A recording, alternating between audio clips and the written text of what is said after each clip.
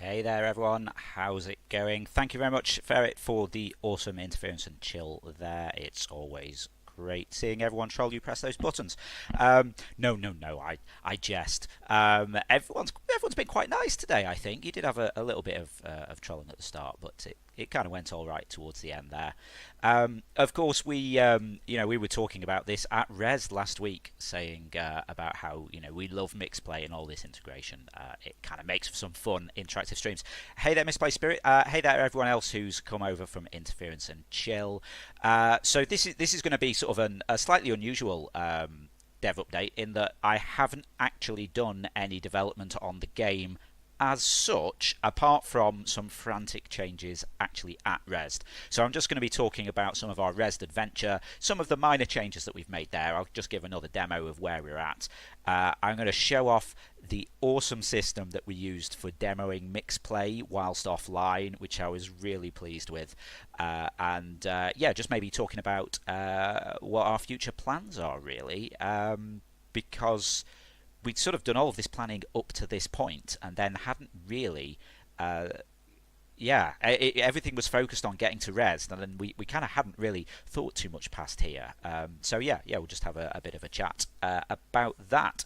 I think Ferret might reappear in the chat in a bit. I know Bunnery's downstairs at the moment, but she does normally appear on her laptop as well, so she might be around to answer some questions as well. Oh, there's Ferret. Hey there.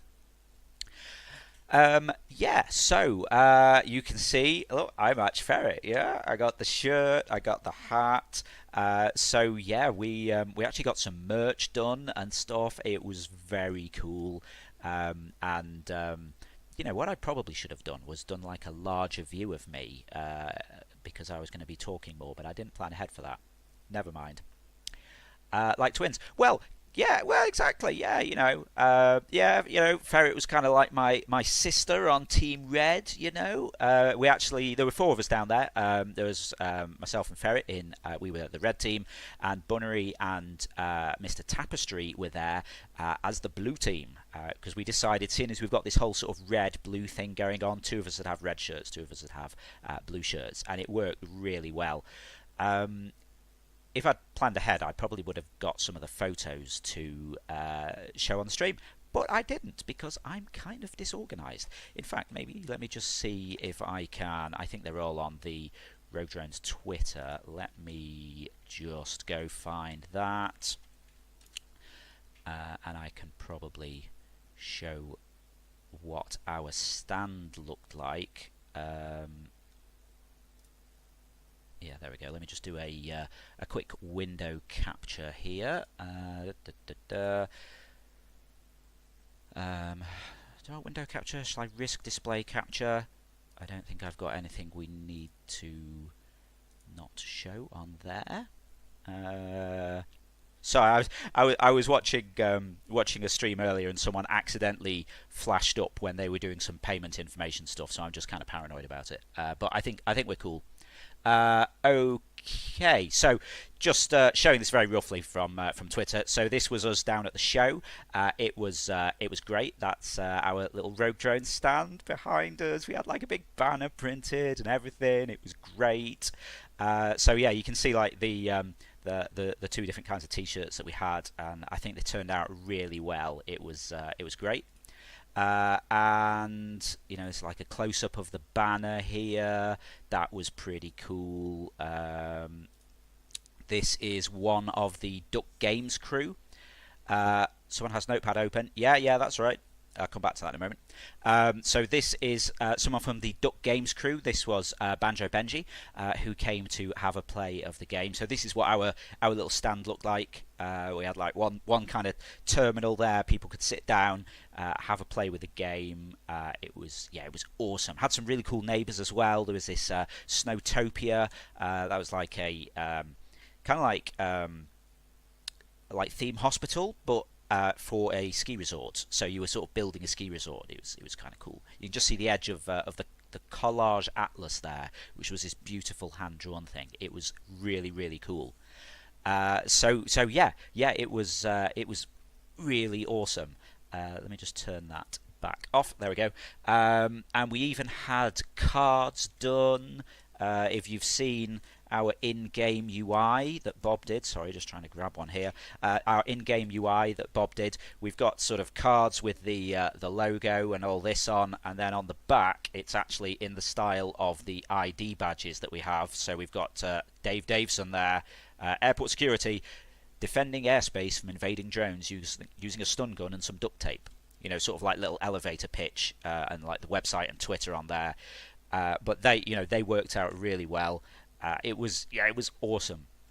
I got to be honest, when we got down there on the Wednesday night, because we sort of arrived for exhibitor setup, I kind of had a little bit of a panic because we were talking to some of the neighbours, and they're like, "Oh yeah, okay, yeah, what are you doing?" I'm like, "Oh, this game about drones." "Oh, we're doing this game about, a ski resort." How long have you been working on that? "Oh, about a year and a half." "Oh, okay. How long have you been working on yours?" Like, 10 weeks, and we've come to a show because it seemed like a good idea. And so I kind of had this big thing of, wow, we're not meant to be here. But then people actually started coming and looking at the game, and yeah, it went really, really well. So we had all kinds of fantastic feedback. Found loads of bugs and things. So I had my laptop with us. So we, as people were finding issues, I'd run off around the corner, get Unity and Visual Studio open, hack out a bit of code, rebuild it, and then copy it back onto the machine. So we actually had like maybe 10 builds, I think it was in the end, over the 3 days that we were there. It was very cool. So yeah, it was awesome. I will actually sort of start showing off some of the minor changes that we made before we got down there in a sec. But the other cool thing is that Bunnery and Ferret were both shortlisted for the GamesIndustry.biz like GI 100 Women in Games. Sort of like they were putting together a list of the 100 most influential women in games in the UK, and they were both on the shortlist. Unfortunately, didn't get picked for the final list, but frankly I think they're both winners anyway, and I was really proud of them, and it was epic. We went to a party that was on a rooftop bar in London outside in April, and it was absolutely freezing. So that you're having a party somewhere, don't do it outside in April on the roof of like a 6-story building or something. Not cool. Too cool. That was the problem. So we bailed out and went to the Chippy, and it was all good. Yeah, it was literally a car park, as Ferret says in the chat. Turns out Resd is in this place, Tobacco Dock, which I eventually clicked on the final day.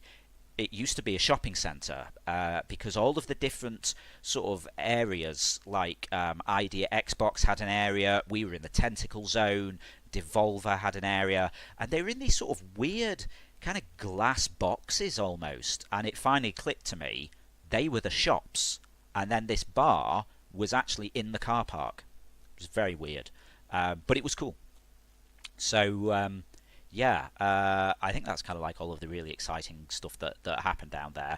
But we had we had loads of people come play the game.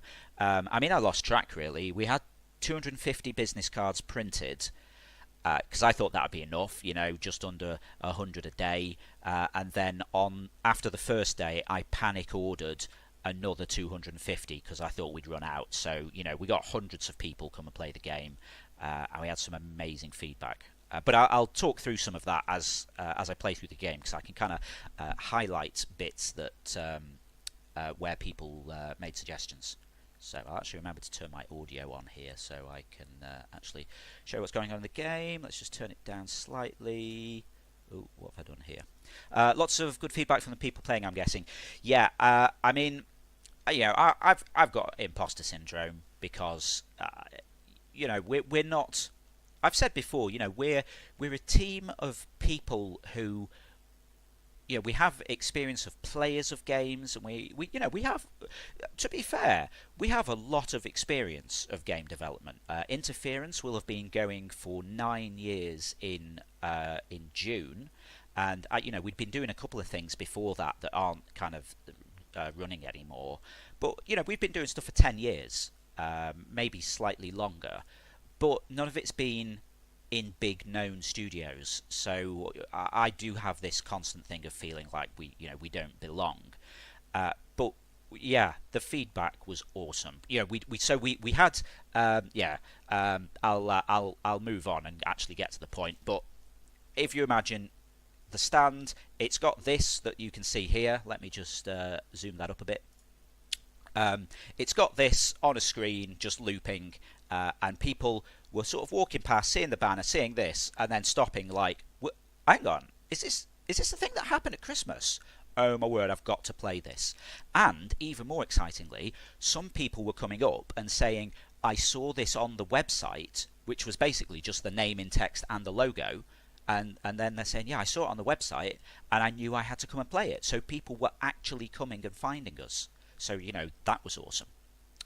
So, the actual things that happened at Rezzed. So, you might have noticed down in the bottom corner, I've changed this to Rezzed Prototype. I got the word prototype on here a lot, just in case people were... hang on, I need to click in here, don't I? Just in case people were like, oh, this is a little bit janky, let's say. I could go, it's a prototype, we only started it 10 weeks ago. So, things we learned, because... it was a really interesting learning experience. The first thing we learned is test your hardware a bit before you start. The guys from Payload Studios who run the Tentacle Zone, who were very awesome, let us get in and show it rezzed quite cheap compared to the normal pricing. If anyone's thinking of doing this, the whole trip came to about like just over $1,000, including the show, accommodation and transport. Excluding food and stuff like that.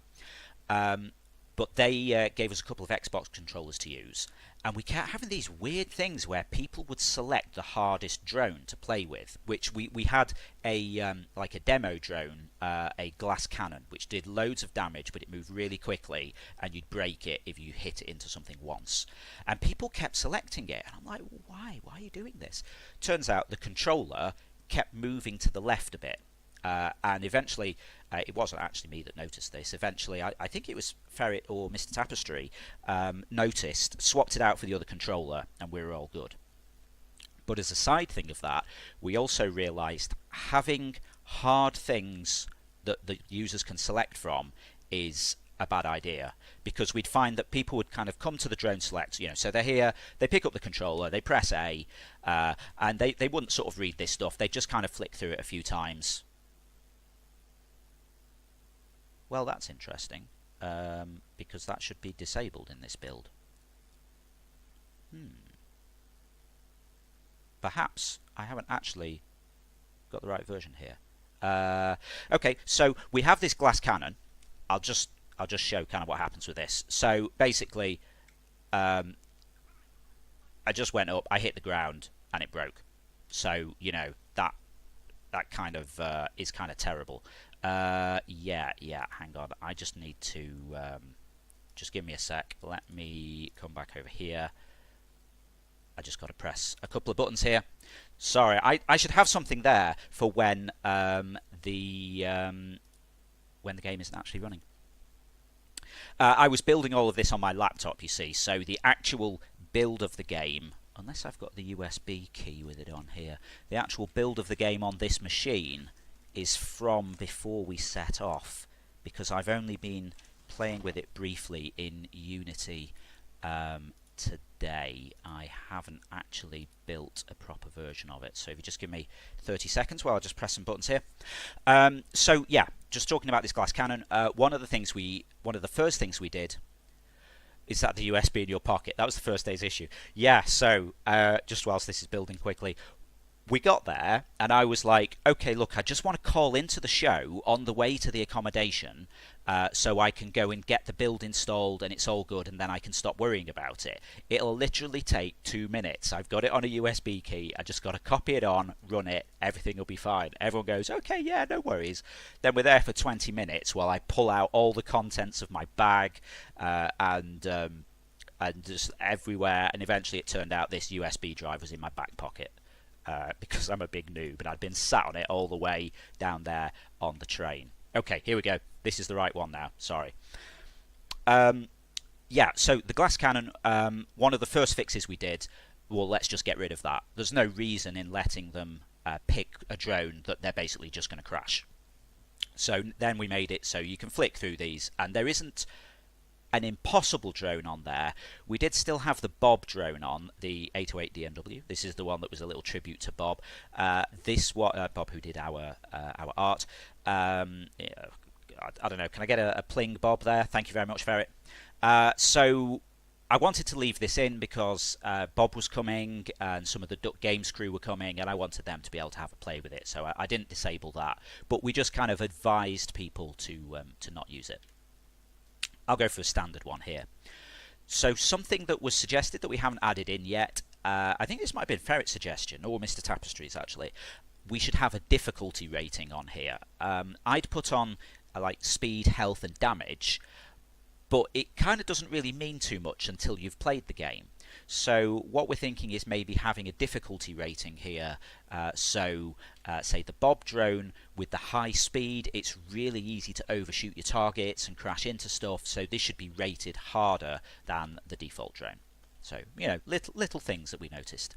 I also regret having the left, right to browse drones, A to confirm, B for back, up at the top left. I think that should have been on this bit of tape at the bottom, because we did have a few people kind of sit here and be like, what, until they actually pressed A.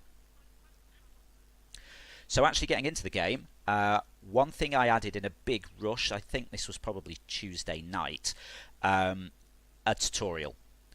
Definitely these little arrows to show at the side that show there's multiple. Yeah, didn't even think of that. True, I'll get that in next. Let me just start writing this stuff down. What's that? That's a bank statement. That'll do. Left, right arrows on drone select.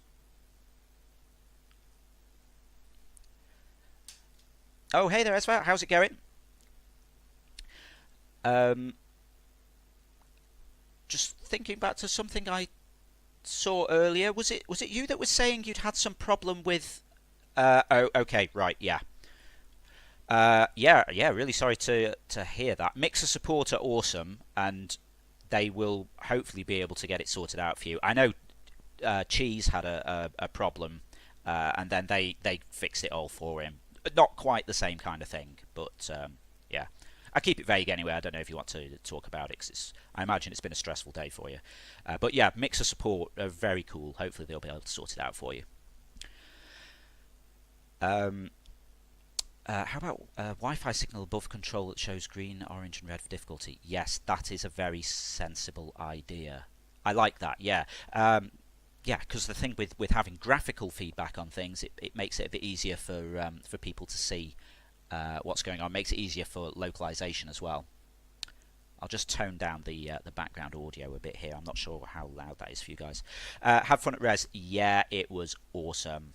You've just missed me waffling about it for like 15 minutes, but I'm still going to keep on about it, just talking through some of the changes we made live to the game while we were down there. So yeah, one of the changes we made just before, one of the changes we made at the show is if you don't touch the controller, if you don't touch the sticks for 2 minutes, it automatically returns to the menu. So that worked out really well, because we did find occasionally people would sort of put the controller down and wander off, and if we weren't there, that we were normally there because it was 4 of us, but we had to go and give our talk on Friday, so we were away for about an hour, and the problem is you don't know if someone plays it in the first couple of minutes then just leaves it mid-game, and it's a little bit off-putting. So I added in this thing to return to the menu after 2 minutes. It was actually a suggestion by one of the other devs that was there. Trying to think what his game was called. Was it Anwen or something? Ferret, the guy opposite us, with the one with the totems. Probably should have written all these things down. But yeah, if you look on the Res list on the Res website, I think it was something like Anwen. I think it's maybe a Welsh word, but that seemed quite cool. But we had some interesting discussions about how to get players to sort of do tutorials and things like that. If you want it localized into Bulgarian, I got you a hookup. Yeah, I mean, at some point, At the moment, all of the text is hard coded into the game, which is terrible, terrible practice, but it was a big rush. But I want to separate it all out so we can localize it, because I want to make this so as many people. Yeah, I know, I know. It's that thing where you have the best of intentions, and then like, you're like, okay, I've got to go to the show in a week. I have no time, and yeah, it's bad. I'm going to go back and sort it, because we want to get as many people able to play this as possible. Which I'll come back to later on, because we had some really interesting feedback from one person. So this tutorial, on Tuesday, yeah, I think it was Tuesday, because I finished it up after I did my co-stream with Ferret. I rushed in a quick tutorial because I realised if we weren't there, we needed a way for people to figure out what was going on. So the system that throws up these messages when mixed play interactions happen, I just kind of reuse that to show messages from your boss explaining what to do. You know, push the right stick forward to increase thrust and get the drone off the ground. So if I do that a bit, as soon as I go 2 meters off the ground, it automatically dismisses that. Move the left stick to tilt the drone, use thrust to move, push the right stick left or right to rotate. So that automatically dismisses once they move a few meters away from the start point. Use right trigger to fire the stun gun. And then Ferret suggested, remember it's taped to the drone, so you make sure you're pointing in the right direction, because that's one of the confusing parts of this. If you're flying towards a drone and shoot, you're pointing down. So what you might notice here is there's no enemies or anything. The timer isn't running at the moment. That all gets triggered after you pull the trigger for the first time. And then the guy from the control tower will say, we're seeing some incoming objects, get rid of them. So at that point we spawn 10 enemies for you to have a go at. Thusly, that's not changed too much, but one thing I did realise towards the end of the show is we should probably, they spawn at random at the moment, but we should probably make some appear in front of wherever you're looking, just so that you can see them, because occasionally we had issues like, I don't know, let's find something where nothing's happening. Someone was looking here and they couldn't see any enemies, and they're like, what? I kind of assumed that a radar was such a universal thing in games that people would go, I can't see any. Oh, there's a radar. Oh, right, there's some over here. I'll go and get them. But we did find a few people not realise that was actually a radar. I'm going to bash him while I can. Yeah, melee. One of the useful bits of feedback we got about the radar as well. Again, this was from another dev, actually, who's game I've forgotten as well. That one with the mobile game with the awesome trailer. I'll look these things up and post links in Discord, because, you know, give some shout outs to our fellow people that were there. But he said, yeah, okay, you got this radar, but it's a bit useless because everything's round the edge so much, and you have to get right up to the drones before they start coming in. So these ones in front of me now, if I kind of back up to where that's just coming in, they actually start moving in on your radar a lot earlier now. So that one in front of me, that's kind of about the edge of the radar, so you can tell you are coming up to them. And it's all sort of really small things like this that we didn't really think about. Oh, that was a miss there. One thing that did get picked up by Mr. Tapestry as well, he felt that like the range and the hitbox size was a bit wrong, so he tweaked that a few times, so you can actually kind of get a hit from a lot further than you used to now. We need to maybe kind of firm that up a bit more, but it feels a bit better than it did. As for saying, how's the enemy AI? Will it hide under aircraft or such to jump out at you? Will they try to run once the numbers deplete past a certain number? Will they simple swarm then attack once a player gets in range? Wow, you overestimate how much thought I put into this. I'm flattered, thank you. No, basically they're moving just around, not at random, semi-random at the moment. They're just sort of buzzing around between a few invisible checkpoints. So if I just sort of track this one here, there you go, it suddenly changed direction. It's trying to reach a checkpoint here, and it's sort of floating around it a few times, and now it's gone off to another checkpoint. So at the moment, they don't do any evasive manoeuvring, but that's one of the things that is planned. So as you get close to them, maybe if you take a shot but miss, ironically, actually got that one. Let me try that again. So yeah, if you get close to one and take a shot but miss, maybe it then starts sort of banking a bit to try and make your life a bit harder. Or maybe they could sort of do sort of swarm tactics. A 3D simple nav mesh. I mean, it's nav mesh is probably being a bit too polite, really. There's no kind of real pathfinding on them. They just go, I want to head towards this point, and then they fly like a human player, so they tilt in the direction they want to go and apply thrust. Because, I mean, my excuse for this, and I say it's an excuse, but I feel like it is actually sort of an in-world reasoning behind it. What happened at the airports in real life, the drones were controlled by a person. Well, if there was a drone, that's in doubt now. And that's kind of how a person would fly. So I bet none of them do it now, but you will sometimes see them kind of bump into things, or they crash into each other, or... No, none of these are going to do it. I'll do it myself to fake it up. Let's say one of them wants to get through here.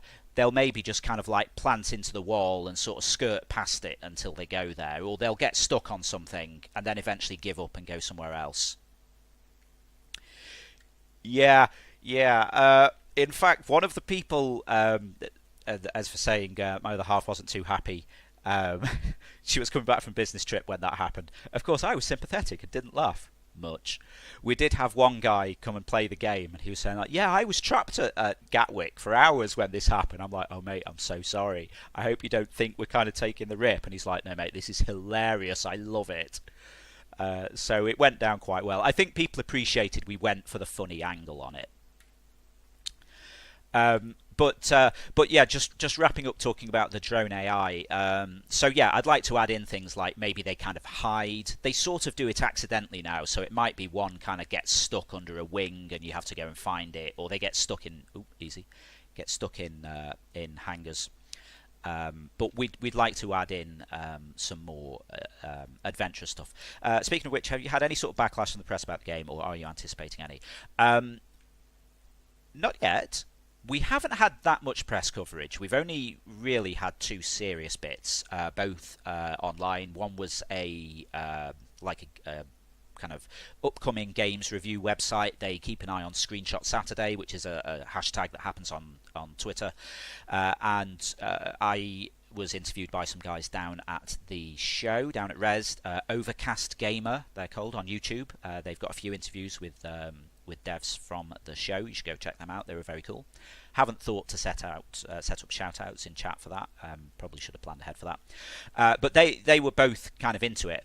No one's kind of spoken to us from the Daily Mail yet or anything like that. I'm kind of worried that people might say, ooh, terrorist training simulator. I mean, I've been joking about that a bit, but I worry that someone might actually say that. But, this kind of stuff we're doing, your boss is on the radio to you all the time, saying like, oh, aren't you done yet? I want to get off to my golf game. And the fact that these drones have turned up and the way you're dealing with it is by duct taping a stun gun to a drone. We've tried to play it a little bit silly, so no one can accuse us of kind of... If it was realistic, I think there'd be an argument there. But this is all kind of a bit cartoony, a bit fun. I mean, even the Daily Mail can't get upset by this game. I mean, surely. Well, I mean, I say that. This may not be based on an actual newspaper in the UK that may not have just been mentioned. Yeah. I don't know. Maybe this is a little bit too close. Maybe we should change that at some point. But I think it's funny.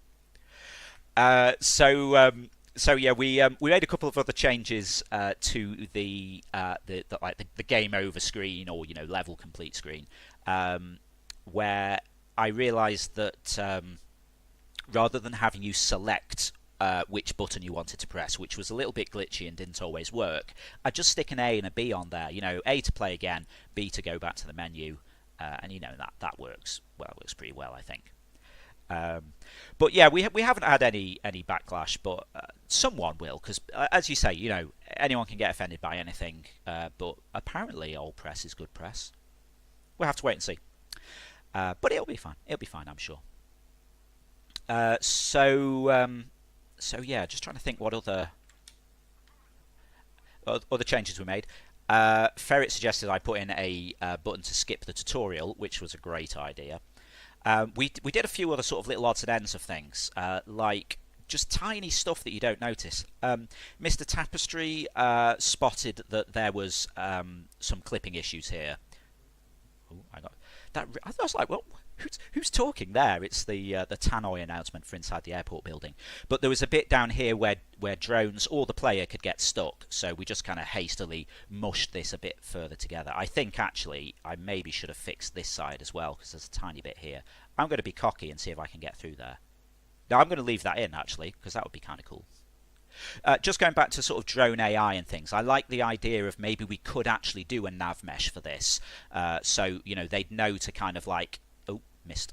They'd try and sort of sneak down here to get away from you, and you.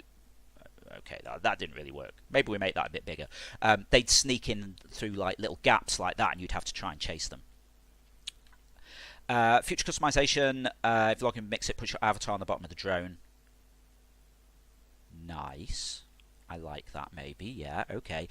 Different weapon skins or effects, wearable hats. Yeah, gotta be hats. I mean, the Bob drone, if I just come out of here and select another drone, we did, well, in fact, I'll just go through all of them for anyone who hasn't seen these yet. So we've got our standard drone. This is all kind of placeholder. Where are you, standard drone? There we go. This is all placeholder modelling at the moment. Basically, I made these drones, which is why they look a little bit pants. Got the little stun gun on the top there. So we've got the standard drone, which is kind of standard, average. We've got the BNRE, the BunRE, you see, so getting a little reference to each of us in here. So this one has high health but does low damage, and it can also recover health. Most of the drones, if you land them, they'll start recovering health. This one, as long as it's not moving too fast, will recover health. So you can just hover and it will actually recover its health pretty quickly. So that's quite cool. We got the VG FERT, the ferret drone, subjected to numerous interference tests. You see what I did there? Resulting in a drone that's hardened to outside hacking attempts. So with all of the time that Ferret's been doing interference and chill, with the mixed play interactions there, people messing with her, taking away her palette and things, she's kind of got used to dealing with this. So this drone, any mixed play status effects expire a lot faster. So normally if someone presses a mixed play button, it will last for 20 seconds. They only last for 10 seconds on this. And we did the 808 DNW, because it looks like Bob. And this has an experimental counterbalance system for greater maneuverability, allowing the drone to duck and weave around obstacles. And the idea is this one will have like a little purple duck on it, with the in-game story that scientists were doing all kind of wind tunnel tests and balance and all this kind of thing, and they eventually perfected this sort of little counterbalance object to go on the drone to improve its speed. And then their boss comes down and is like, "Oh wow, that's fantastic, but one question: why does it look like a rubber duck?" So yeah, we could maybe have interchangeable things like that. Just showing the Bob drone, because I mentioned earlier we did try to put people off that because it's a little bit difficult to use. This one you can kind of really throw it around. It doesn't turn too quickly. Maybe I should fix that. But it goes about twice as fast as the other drones, so you can kind of throw it about quite a lot. But it is quite easy to miss things. I'm going to try and actually get a shot on something here. There we go. Check that out. I like how ferret skills are universal. Yeah, I'll be honest with you. I did spend like an hour or two trying to backronym ferret or FERT or something like that into some words. So I got something like filtering of external radio transmissions, because it kind of fits. Yeah, entertained me. You need a drone that's the Mixer logo. It can only be used by Mixer staff who play. Yeah. I mean, we could do stuff like that. If you're authenticated to Mixer, we can probably pull in details of who you are. I'm not sure that's in the API, actually. I don't know if I've ever tried that. It must be. It must be. So, yeah, we could probably pull your account status. And if you're a yellow or a red, just saying, on Mixer, then... yeah, bots can see who a mod is. Yeah, I just don't know if we get the user ID of the user that's authenticated with Mixplay. I know we do for everyone who's in the channel as they're participating, but I just don't know if it tells you about yourself. It must do, because that's so obvious it has to. And then we can just do an API call to pull that stuff down. But yeah, if someone's a yellow or a red, we could maybe give them the special drone. That's a great idea. We should do that. Talk to guys at Team Crowbar, they'll be able to tell you. Yeah, all right, yeah, I might do that later on next time we're getting a dev session on this. Having said that, it probably is in the docs and I've just never noticed it. Or I should talk about Mixplay in a moment. Yeah, let me just think of anything else that people said here. Oh, we did have some feedback from a guy, where's my radar tower, who actually used to work in radar, saying... have you got any experience in radar? And I'm like, well, I kind of know how it works, but you know, I don't have any detailed knowledge. And he was saying that when the dish is sort of pointing in a direction, it kicks out some serious energy. And I was like, oh right, so if someone's kind of like, you know, here. Do we need to be melting the drone or taking damage? And he said, well, that's probably a bit much, but it might be that maybe it should glitch out your controls or, ironically, mess with your radar a bit. So, you know, we might add in something like that, or perhaps kind of show the arc that it's kind of covering as it's moving through, and if you fly into that, maybe something happens.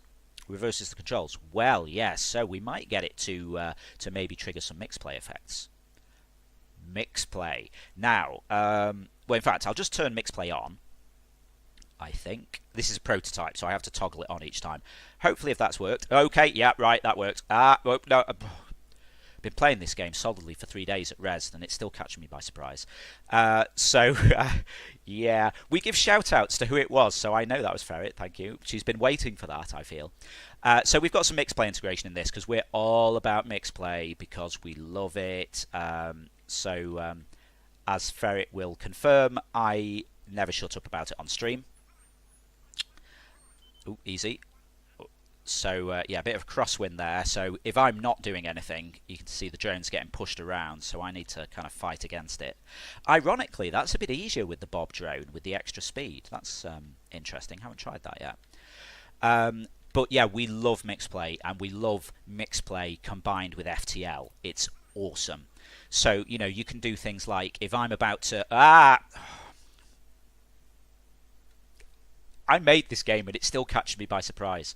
But yeah, because this is real time, you can do things like if I'm about to take a shot, you know, you can be like, actually, no, I'm going to disable your stun gun, or I'm going to flip your controls. And it's hilarious seeing someone like be about to sort of get a perfect shot, and I'm like, oh yeah, here we go. And then suddenly, oh no, oh, I missed it.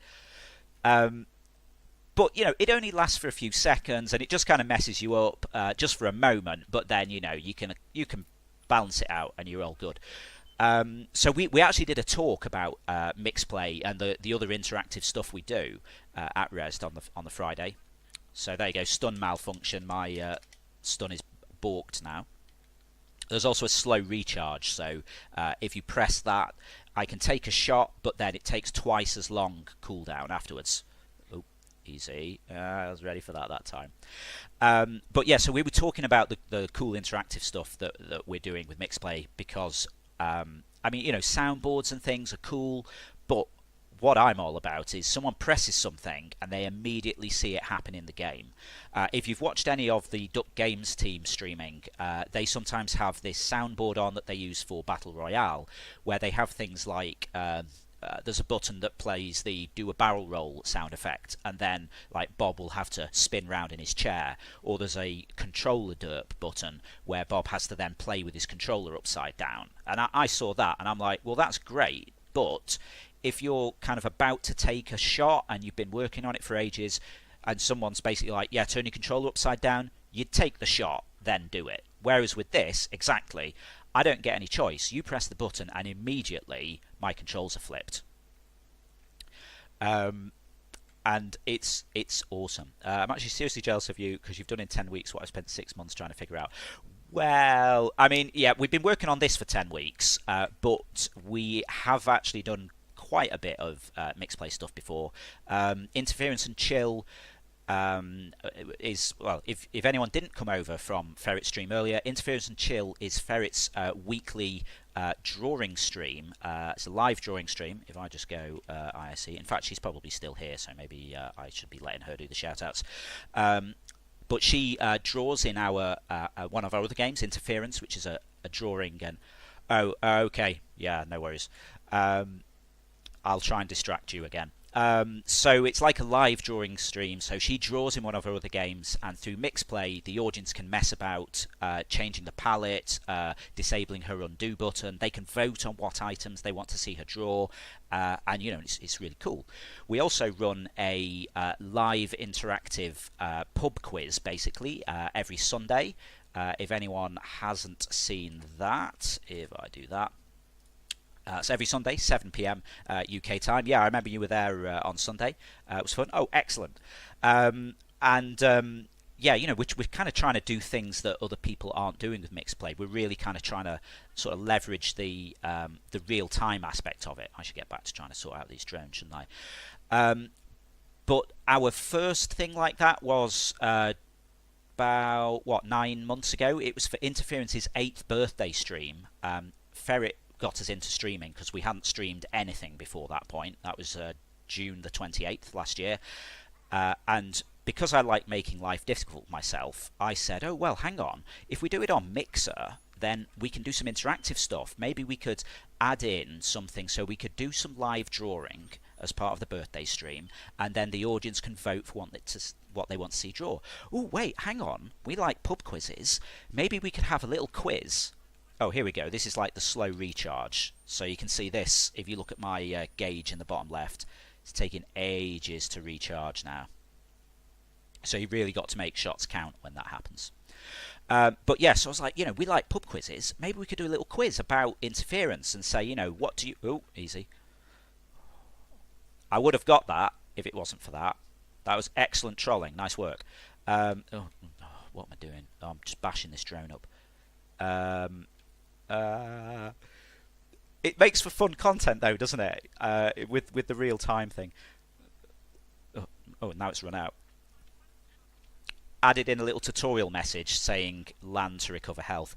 Now, one thing we did add in for the show, I realised, people did keep trashing the drone, so its health only goes down to 1%, and it'll just sit there sparking and looking a bit of a mess, but it won't ever actually break, because we thought it might be a bit off-putting for people for their first time. But yeah, so we decided to do this quiz, and then we spun that off into what became Zeitgeist, the weekly quiz on Sundays. But Mixer makes it so easy to do this stuff. I mean, the interactive stuff, like the initial version of the quiz for the birthday stream, that was something I knocked up on Saturday afternoon, the day before we did the birthday stream. It took about like 3 or 4 hours or something. I see you stuck there. Just talking about pathfinding for these drones. They do sometimes get stuck inside a building. Need to sort that out. In fact, I might just go back to the normal drone for a sec. Just to make my life a bit easier in a moment, because I'll need to do things with both hands. But yeah, I mean, the SDK that Mixer put out, it's amazing. I mean, basically, you go, I want a button, and when someone presses it, do this, and then you're done. It's amazing. I mean, like literally, I made a live interactive quiz system. Okay, it was very, very hacked together, the first version. Well, the current version is as well, to be fair. But I did it in an afternoon. It's great, and the potential for things you can do, it's amazing. And anyway, the point of this talk was we reckon this is going to be the next big thing. This is what people are going to be adding into games, because why watch someone stream a game and just do it as a passive experience when you can actually get involved and control what's happening in the game. It's cool. So, just talking about mix play. Ooh, easy. How do you show off all of this cool mix play stuff at a show where you've got no internet access? As I was saying, trying to develop a side scroller that can be played while I'm taking extended BRB, but kept running into issues with mix play virtual controller. Don't code for toffee. Sort of figure out the blueprint system in UE4 coding in meh.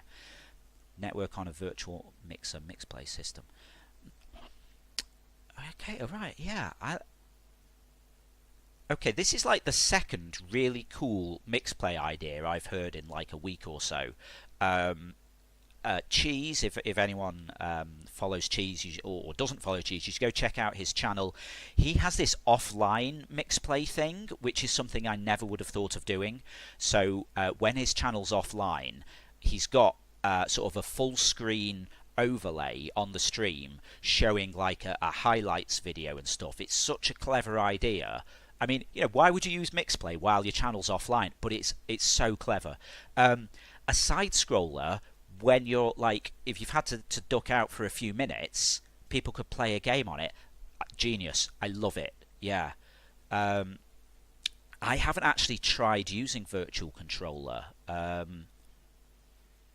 I mean, a few people suggested we try and get it into this. I'm not quite sure how well it would work, like piloting an enemy drone, because then, if one of the audience is piloting, say, this drone over here, if I'm kind of moving around it, their control, their point of view is going to be changing a lot, and it's going to get a bit weird and confusing. Maybe we'd have to let them click on a top-down map or something. I don't know. I like the idea. I just need to figure out the details. But yeah, if you're interested in doing mixplay stuff, I can strongly recommend checking out the VODs of the Mixer Dev Show, which you can find at mixer.com/mixerdevshow. It's basically each week 2 of the Mixer staff would get on there, of the dev team would get on there and talk through doing interactive stuff and like how to wire things in on Unity and web things. They were doing like Spark counters and stuff, all kinds of things. They're on sort of like a season break at the moment, but they say there's going to be a season 2 hopefully. But it's really cool. You should totally check it out. An enemy maybe wouldn't work. Let them take control of the player drone for like 2 minutes while you're on a BRB. Yeah, we could do that. I feel like because we're building this in Unity, there's probably something in the SDK where I could add that in like 5 minutes. No, I'm not going to do that live now. I'm really tempted though. Maybe next week, if I've kind of planned ahead a little bit more, we could maybe try something like that out. But I'll come back to that in a bit. So yes, I got sidetracked there. How do you demo? I'll just land for a minute, or at least let it crash on the floor. How do you demo mixplay? So I just need to plug something in here. How do you demo mixplay when you're at a show and you don't want to pay like 500 quid for internet, because that's how much show internet counts? Doesn't the virtual controller just act like a key buy and just make you over the internet? Yeah, you're true actually. Yeah, I probably wouldn't have to actually do anything. Yeah. Yeah, maybe I just need to sort of enable the virtual controller option. I mean, I don't know. I've never used virtual controller. Have I actually got myself open here somewhere? Let me just go and find myself here. Oh, hang on. I'll just mute my desktop audio because otherwise I'll forget and we'll start getting a load of feedback. Oh, I can hear myself in my headphones. Yeah, I don't know how virtual controller works. Virtual controller works rather. Nah, I'll look at it for next week. But yeah, we should try that. It could be fun.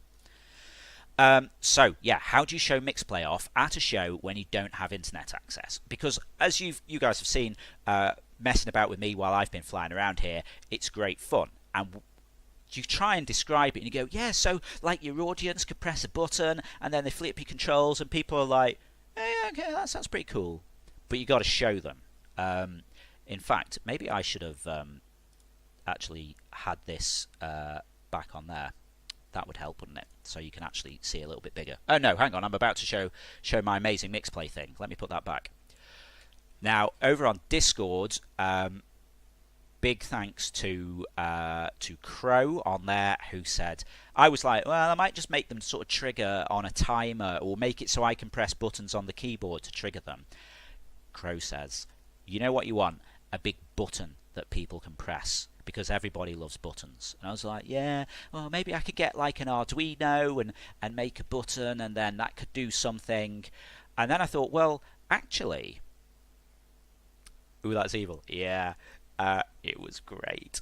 And I thought, well, hang on. My backup plan was make the buttons on the numeric keypad on the keyboard, make it so I could press those to trigger different events. Like, basically simulate someone pressing the mixplay buttons. And then I thought, hang on, USB keypads are a thing. So I ordered a little cheap, like 10 quid off Amazon. I ordered a 10 quid USB numeric keypad and turned it into this. So basically, this is just a numeric keypad, and then I ordered a roll of sticky back plastic, and we got a bit of cardboard, and we printed some buttons and a label. I mean, I'll risk sort of pulling this off so you can see what it looks like. I kind of half don't want to sort of break it because it's so cool. I was wondering what it was for. Yeah, wait, I saw that on Twitter. Yeah, so basically, it's a numeric keypad. You can just see the enter button there, and then I've just made these little cardboard buttons that are just stuck on with double-sided tape. Just sort of press that on. And so then, if you press enter, right, if you press this, it presses the enter key on the keypad, and then that fakes an interaction in the game. And this one, if you press 0, and it's awesome. It was a little bit flaky the first day because I'd left all of the keys on, and I hadn't thought when you press some of them, like say this one actually covers 4 keys, so that'll be like what, 7, 8, 4 and 5. And keyboards don't like it sometimes if you're pressing more than like 3 keys at once, so it wouldn't get the input. So basically, the following morning before the show opened, I just pulled these off and then ripped off some of the keys. So I've actually got like loads of sort of keys around here. And I was worried someone was going to press numlock, so I pulled off numlock. So that just prevented people from pressing too many keys at once. But it was awesome. So yeah, we kind of had this out on the desk, and it's sort of got, sorry, my light's probably shining on that. It's got like a little label on, let your audience get involved by triggering status effects in real time. Try it now, press the buttons below. So if I sort of put that there and come back into the game, so we basically just wired it up. So if I press 0 on the numeric keypad, which is the one that has the little wind icon on, if I kind of lift this up here so I can do many things at once. So if I click this, how cool is that? Or, if I press this, it's genius. So the thing is, because we didn't have a connection there, we couldn't get participant names because they weren't real people. So basically, each of the buttons uses one of our names. So I think it was Storm Bunnery, the control flip, the radio interference was Ferret, the stun malfunction was Bob Duck and Weave, and the slow recharge was Vex Tapestry, who was helping us out with the show when we were down there. So we kind of got shout outs for everyone there. And it was great. And people would be kind of sat there because I only realised on Tuesday night, actually, a load of people come as, ooh, Bunnery's here. Hello. Are you okay? I only realised like late on Tuesday night, actually, when people are coming around these shows, a lot of times they're in pairs or groups. Ezra says, we see you. So I've got wide camera on at the moment so they can see my shirt, you see. I was just talking about this, the thing. Everyone's like, oh, that was awesome. But yeah, I realised actually a lot of people kind of come in pairs. So one of them's playing the game and the other one's normally sort of just watching over their shoulder, or they're bored and they're kind of gawping around. And with this, it was great. Someone would be there and they'd be trying to kind of like play and actually do some stuff in the game, and then their mates like yeah. And we got so you made a relationship killer. Yeah, yeah, exactly. But we got some big laughs. And the thing is, if when someone's playing a game at a show, if there's laughter, other people come over to see what's going on. Because we've seen that people playing Overcooked or something like that when Overcooked was at EGX, because I mean you can't play that and not laugh or start shouting at each other. It's hilarious, and people hear that and they're like, wow, okay, what's getting this kind of reaction? And then they come over and have a look. And it worked really well for us. We had people just sat there spamming these buttons as much as they can. I mean, they had cooldowns on, so it wasn't too crazy. But it worked really, really well. And I was so pleased with the idea. It was great, and I think it gave us a really interesting kind of angle that that no one else had really. No one else was doing kind of real-time audience interaction stuff. We actually got to show it off to some of the people from ID at Xbox as well.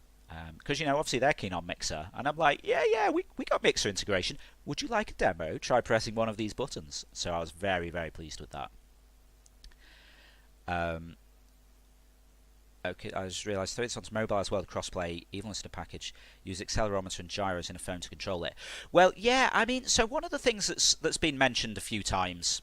I did say I'd talk about plans for the future. Actually, I think I've covered all of the good feedback we had from us. Oh no, there's the one big thing which I'll say before I get too sidetracked on that. But yeah, mobile possibly. We're kind of low poly. We could do that maybe. Controlling it with gyros. Yeah, that could work.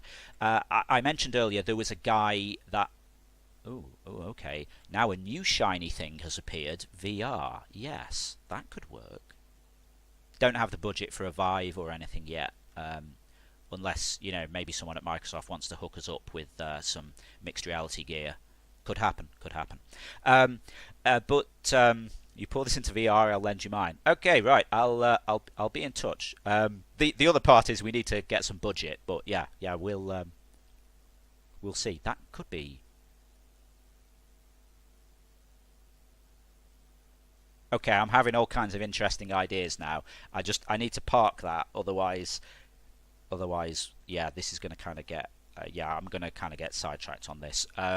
If I start talking about VR, you need to tell me to focus. Sorry, Bunnery's just off camera here.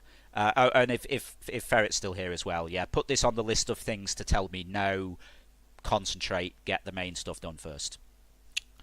AR. Oh yeah, well there was one guy at the show who said this would be really interesting to play in AR because he's doing some sort of AR system with like AR glasses that won't be ready for a few years, but that might be quite cool. You could go outside and actually see the drones flying around and shoot them down. A bit like that mini game in Watch Dogs 1 that you had. There was like an AR thing on your phone with that, wasn't there? That could be fun. Yeah, exactly, Misplaced Spirit. Ezra says sorry, he's giving me too many ideas. But yeah, phone. I mentioned earlier there was a guy saying he was trapped at the airport while all this was happening, and he thought it was hilarious. He was saying that they were just all sat there really bored, and I was like, yeah, I mean, I'd love if we could do mobile. So next time it happens, because let's be honest, it'll happen again. Everyone who's stuck in the airport can pull this out on their phone and get vengeance and be like, take that, drones, making me get late for my holiday or whatever. It would be great. Like Pokemon Go or the Walking Dead game, but with drones. Pokemon drone. No, that'd be a massive trademark thing. Drones Go. Yes. You go around and you get toast on your phone, and it's like, oh, there's a rogue drone around here, and you have to like go and find it and then like shoot it down in AR. Yes. Okay, we need to park that one as well. Dronemon Go. I like it. Focus. Okay, right. Ezra's on team. Keep telling Bread to focus now as well. Thank you. I do appreciate it. But yes, this is definitely worth looking into. I like it. Yeah. That's very interesting. No, she won't hurt you. She's lovely. He said, I say that a bun will hurt me. No, no, no, you're nice. But yeah, so the other really interesting bit of feedback we had from Rest, we had this guy, Sightless Combat, he was called. You can possibly guess where this is going from his name. This guy, Sightless Combat, came to play the game. And he describes himself as a GWS, a gamer without sight, which he says that term rather than blind, because he's kind of like blind from birth, so he's never had vision, or he doesn't have any residual vision. So yeah, gamer without sight is the term that he uses.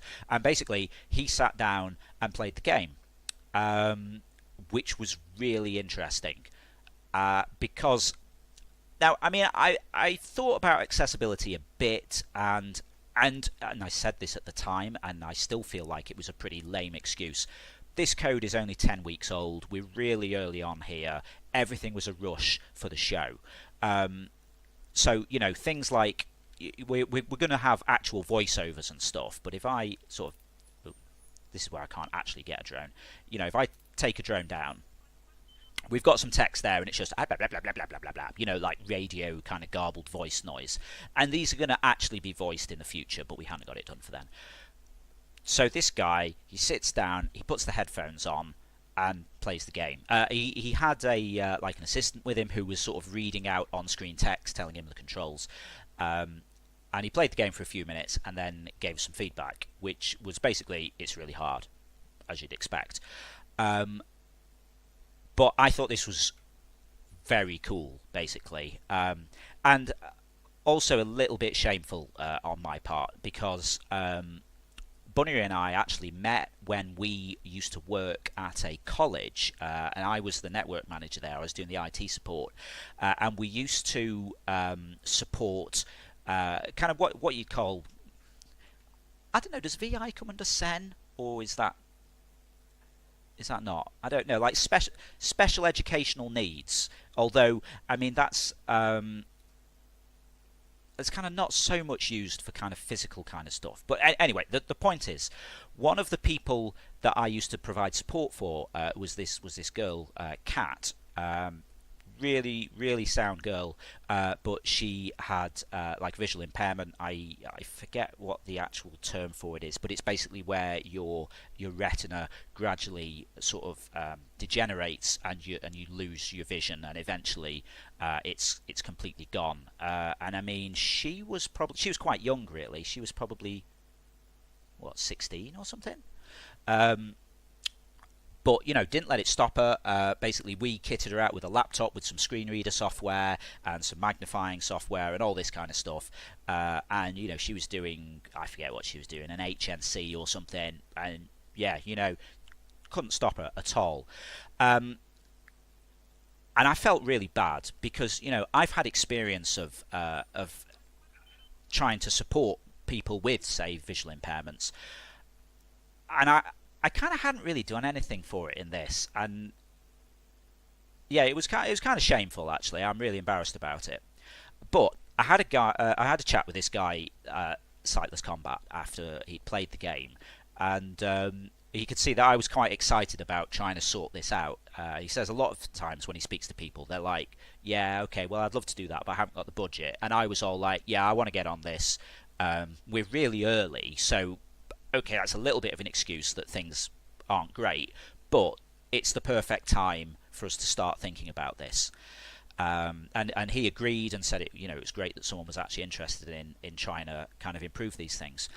And he said, "Look, I'll put the headphones on. Can you just kind of play through the game a bit, and I'll kind of give you a bit of feedback about what I can see?" I was like, "Okay, cool." So he said, "Well, can you maybe come up to an enemy?" So I sort of, let me just turn up my desktop audio a bit here, because I might have turned it down a little bit too much, just to give you an impression of what this is like. So I said, "Okay, right, I'm going to go and find a drone. Right, I'm flying up towards a drone now." I'll just get this one here. So you can maybe hear that's actually, I mean, I'm wearing headphones, so I can hear it quite well, but I can actually hear that drone in my left ear, so I know roughly where it is in relation to myself. If I kind of... We don't hear anything. Okay, I've messed something up then. Hang on, let me just check I haven't... We don't hear anything except a very, very low buzz. Okay. I'll just turn this up quite loud. So apologies, and I'll turn it back down afterwards. I'll try and do it away from that plane, actually, because that makes noise as well. Let me go over here. Can you hear anything at all now? Yeah, I can't actually see anything on that desktop audio. What on earth have I done here? I bet I've got the game muted or something. Heard a little beep. Okay, cool. Alright, this might not work too well as a demo, but I'll sort of get up to this drone here. If I sort of move around this, you might kind of hear it sort of buzzing around me a little bit.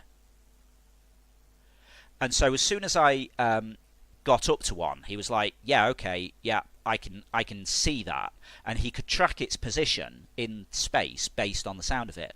And so, you know, we had a chat saying things like, well, if we could kind of make that more pronounced, perhaps, if we could change the pitch as you get, you know, as your drone moves up and down, perhaps we can sort of give some audible feedback as to where you are. Virtual 3D audio system, yeah, exactly. Maybe tone down the ambient audio. So, like, you know, if I kind of go over to this plane, the engines make noises, which would, you know, you can tell that there's something there. Oh, and you can hear maybe a plane going overhead at the moment. There's a plane down here, like a turboprop. So you can kind of tell that there's other things around, but maybe if we made the enemy drones more pronounced, that would be a bit easier to track. He said things like our... Oh, you see, there you go. I could hear one go past me there, even though I couldn't see it because it was behind me. He said some things were really good, like the fact that we've got an on-screen gauge for the stun charge there down at the bottom left. It's actually mirrored on the stun gun itself on the top of the drone. But if I fire that,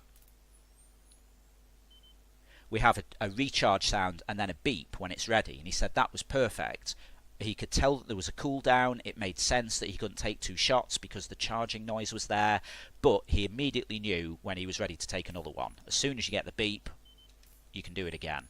And he said that, you know, things like that work really well. So yeah, you know, we're going to try and build in as much of this as we can, really. Yeah, exactly. Maybe an audio-based echolocation system lets you know when your drone's near the floor or another object, but changes tone when the enemy's in front of you. Yeah, exactly, that kind of thing. You know, we could maybe make it so that there's some sort of unobtrusive, or optional perhaps, background noise that tells you what your height is. Perhaps like maybe a beep that sort of increases in pace the lower you get, like parking sensors on cars, that kind of thing. Well, like you say, an echolocation system, that kind of thing.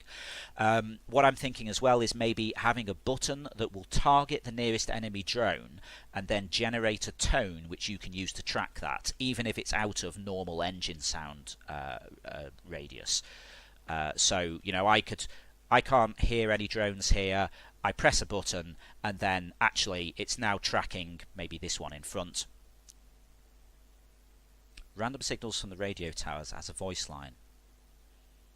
Yeah, exactly. That could work too. Yeah, we're picking up a target south of the tower at 30 feet and it would sort of give you an idea of where to go. Yeah, or you know, we're seeing a lot of targets on the radar behind you as a hint to turn round. I think it could work really well.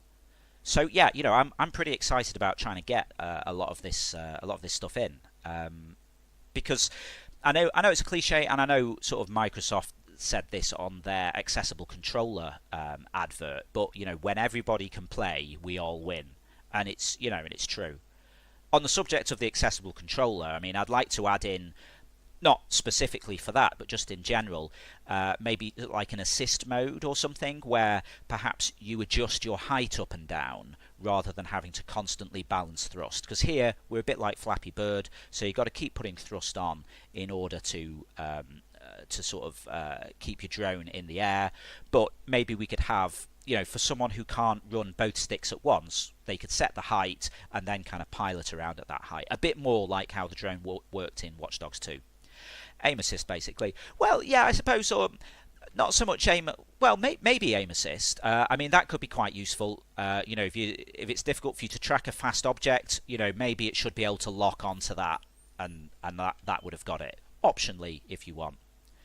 If any of you follow Twitter, follow Game Dev on Twitter, you'll know there's this sort of big argument going on at the moment about some guy who's a total ass, frankly, saying, "Oh, if you have to use easy mode in a game, you're just cheating yourself." And then literally everyone has turned around and said, "You're an idiot, go away," which I support. But yeah, this would all be optional stuff. Because I mean, I hurt my shoulder at the weekend, and it was fortunately I could use a controller, so I could still play games to relax. But it might be you break your arm and you want to play your favourite game, but you can't hold the controller properly, so you just you temporarily flick on some kind of assist option. Things like that. Autopilot. Yeah, exactly. It could be like a partial autopilot system, and that would keep it in game. It would make sense.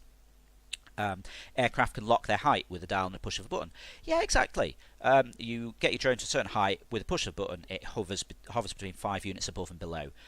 And enemies fly in that region more often. Yeah, we could kind of flatten the world out effectively, so you're not having to worry about a height differential. Yeah, that'd be perfect.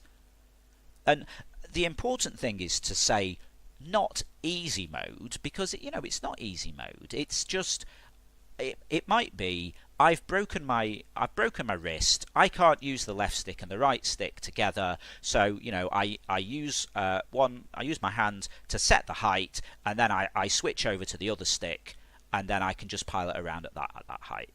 And we'd love to get that kind of stuff in there. So I'm pretty excited about that. I'll sign my contract tomorrow. Mixed play stuff. Nugget feels powerful. Oh, hey there, Nugget. How's it going? So yeah, we want to get some stuff in like that. But oh wow, I've been easy. It's easier to deal with that with not the really fast drone. Nugget wants to press every button. Yeah, that's always the thing with mixed play. You get tempted to mash them all. That's why we got cooldowns on them.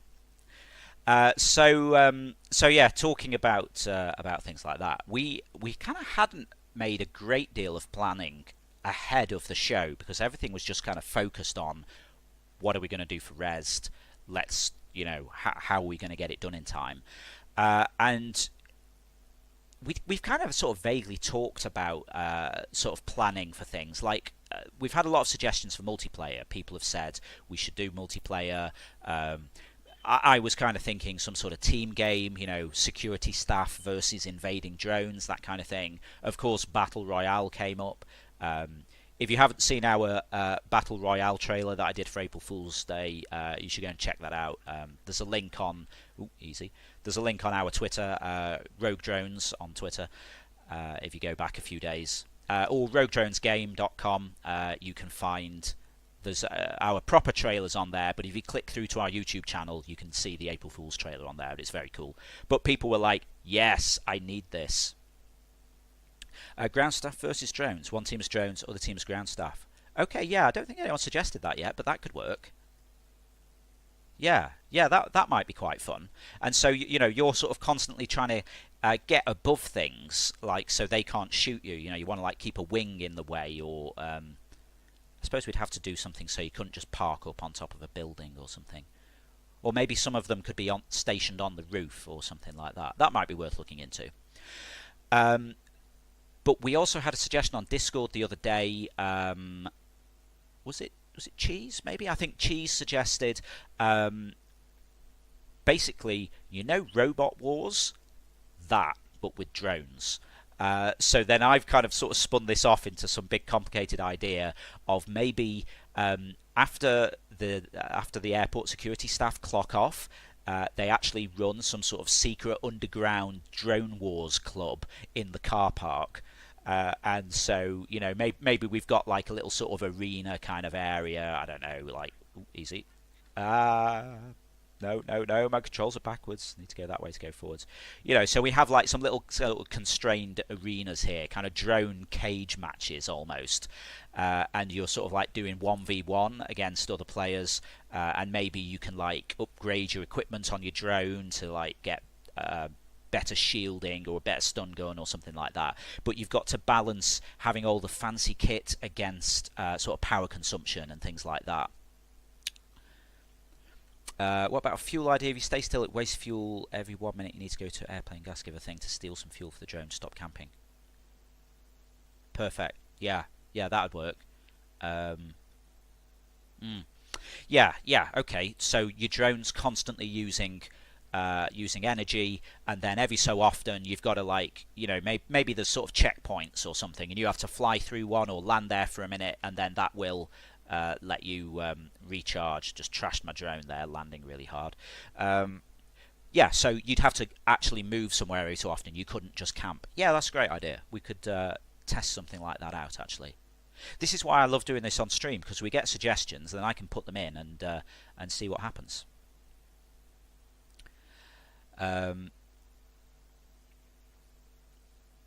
Okay. Oh, right. Yeah, that's cool. Yeah. I can't remember if you're on our Discord, but I'm sure I've got you on Twitter. But yeah, yeah.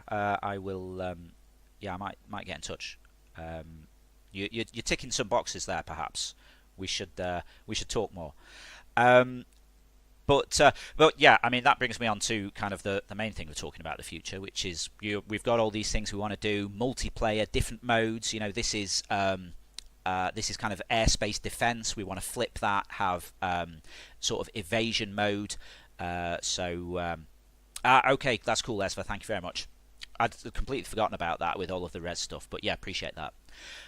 So we'd like to flip this and maybe have kind of evasion. So you're a rogue drone, the security staff are chasing you, and I'll try and sort of simulate this. So maybe this guy's chasing me, trying to shoot me down, and I'm having to sort of like duck and weave under obstacles to get away from him.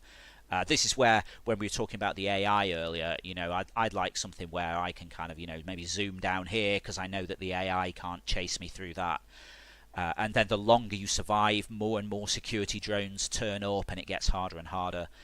Or some sort of some kind of British bulldog kind of mode, vampire mode, I think it might be called in the US perhaps, where it starts off with one security drone and everyone else is a rogue, and then as they take down the rogues, okay, no worries, Misplaced Spirit. Thank you for hanging around for this long, because I know I'm talking way, way longer than normal. Yeah, infection mode, exactly. As you take down the rogue drones, they become security drones, and then they start helping you chase down the remaining rogues. So basically, whoever's best at evasion gradually gets more and more outnumbered. That could be cool. So we've got all of these cool ideas. But the catch is, we kind of need funding for it, really. We've gone in for a little bit of funding that we're waiting to see if we're successful with that. We're going to start talking to publishers about it. I was a little bit nervous about that before we went to Rezzed, because I thought people would just laugh at it and go, "Yeah, this is stupid. I wouldn't play it." But so many people said, "Actually, this is awesome. I love it." That yeah, I kind of feel confident going up to a publisher saying, "Look, this is the plan. We want to do this, this, and this. If you could help fund this, I think people would be keen on it." Especially with the interactive stream stuff, because I think if we can get to a point where we're getting a bigger demo of this in the hands of some streamers, and they're playing it with the interactive stuff, their audiences are going to love it, and then maybe they'll get it as well. Why not self-publish with the help of Mixer by getting in front of audiences? Yeah, now that is the that's the idea. I mean, we did talk to Idea Xbox, so we're gonna see if they're interested in it. They'll help us out with maybe getting some dev kits so we can actually test this on Xbox and things. So yeah, the catch is, in order to self-publish it, we need to find a way to keep funding further work on it, which at the moment involves basically pimping me out for dev work, which then means dev on the game slows down, because we got Bunnery, we got Ferret, and they're great at their stuff, building some buzz about the game, managing the social stuff, and building the community, and it's great, but it does kind of mean the game sort of stops moving forward whilst I'm doing other things. And in fact, I mean, we're probably going to have a slight pause or a bit of a spin down whilst I do a bit of paid work, because we got some funding to go to Resd, but we're almost at the end of that, so I got to go do some paid work to pay the bills. Yeah, as Ferret says, anyone wants to throw money at me, hit us up on Twitter or Discord if you happen to be watching this and you're a publisher and you're interested, or a benevolent person who just has some spare money and you want to see this. We should talk. It'd be great. You could slip those with the title or something. Yeah, I should sort of demo this with my cap on the ground and people can put money in it. I'll say this right now. I work for it on free. I appreciate that, as for yeah, I mean, basically we're all getting together for a planning meeting on Saturday now that we've had a bit of a break from Rest. We're going to work out where we're going with this, and what we want to try and get done, the order we want to get things done in, who we think we should sort of approach, so once we've kind of, see, there's another one stuck over here, really must fix that. So once we've sort of come up with a plan, got all of the latest things into our game design doc, then we're going to maybe like figure out who might be able to help us with this in terms of sort of like dev and other things, and also who we can maybe talk to about money. Was crowdfunding discussed? Well, sort of. I feel that the problem with doing a Kickstarter or something is, and this is something we talked about in our talk that we did at EGX back in September, which was basically all around kind of we're a tiny team, and there we go. Let's get that last one there. Satisfying. We're a tiny team, and whilst we've been doing game dev for years, I mean, we've got more experience than some actual proper known studios. It's just we've always been really small, and visibility is a problem. You've got the second biggest streaming network for visibility. Well, yeah, I mean, I keep hitting up Mixer on Twitter saying like, oh yeah, we're doing this cool stuff with Mixplay, and we get a lot of, yeah, that's nice, but actually a few of the cats have watched Ferret do Interference and Chill. I don't think we've had anyone come and do the quiz yet though, which would be cool. But yeah, we struggle with visibility.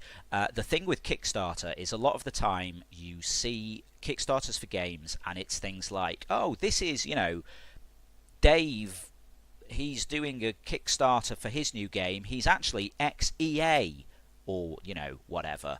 And if you're coming from a known studio and you spin up your own indie studio, you can go, oh yeah, check out this new indie game being made by ex-BioWare developers or whatever, and we don't have that. We've got, come check out this game made by an ex-network manager, a librarian, and an ex-arcade manager, and it kind of doesn't have the same kind of weight behind it, shall we say. So yeah, I would be up for crowdfunding it if I felt we'd get anywhere with it, but I feel like it's possibly not worth bothering with at the moment, unless we can generate a lot of buzz for the game and people actually know the game. Then maybe it's worth doing, but that'd be a few months down the line probably. Thank you very much for that, Nugget, appreciate that. Merch, yeah, we are actually going to start doing merch. Got my shirt here, got the hat, we've got like red and blue shirts. I did show the photo of it earlier on in the stream from when we were down at the show. But yeah, we're going to update the merch shop that we have, because we've got a store for Interference at the moment. I'd love a shirt that just has a big drone on it. Why not? We could do that. Maybe we could do branded drones. No. But we've got a store at the moment that does Interference merch, and we're going to spin it out into all of the other stuff we do as well. So we're going to have Interference stuff, Rogue Drone stuff, Interference and Chill meme shirts, Zeitgeist shirts, this is my jam, and all of the memes from there, and that should help a bit. As for saying, I can help you with visibility. Yeah, that sounds cool. Yeah. I mean, those are big numbers.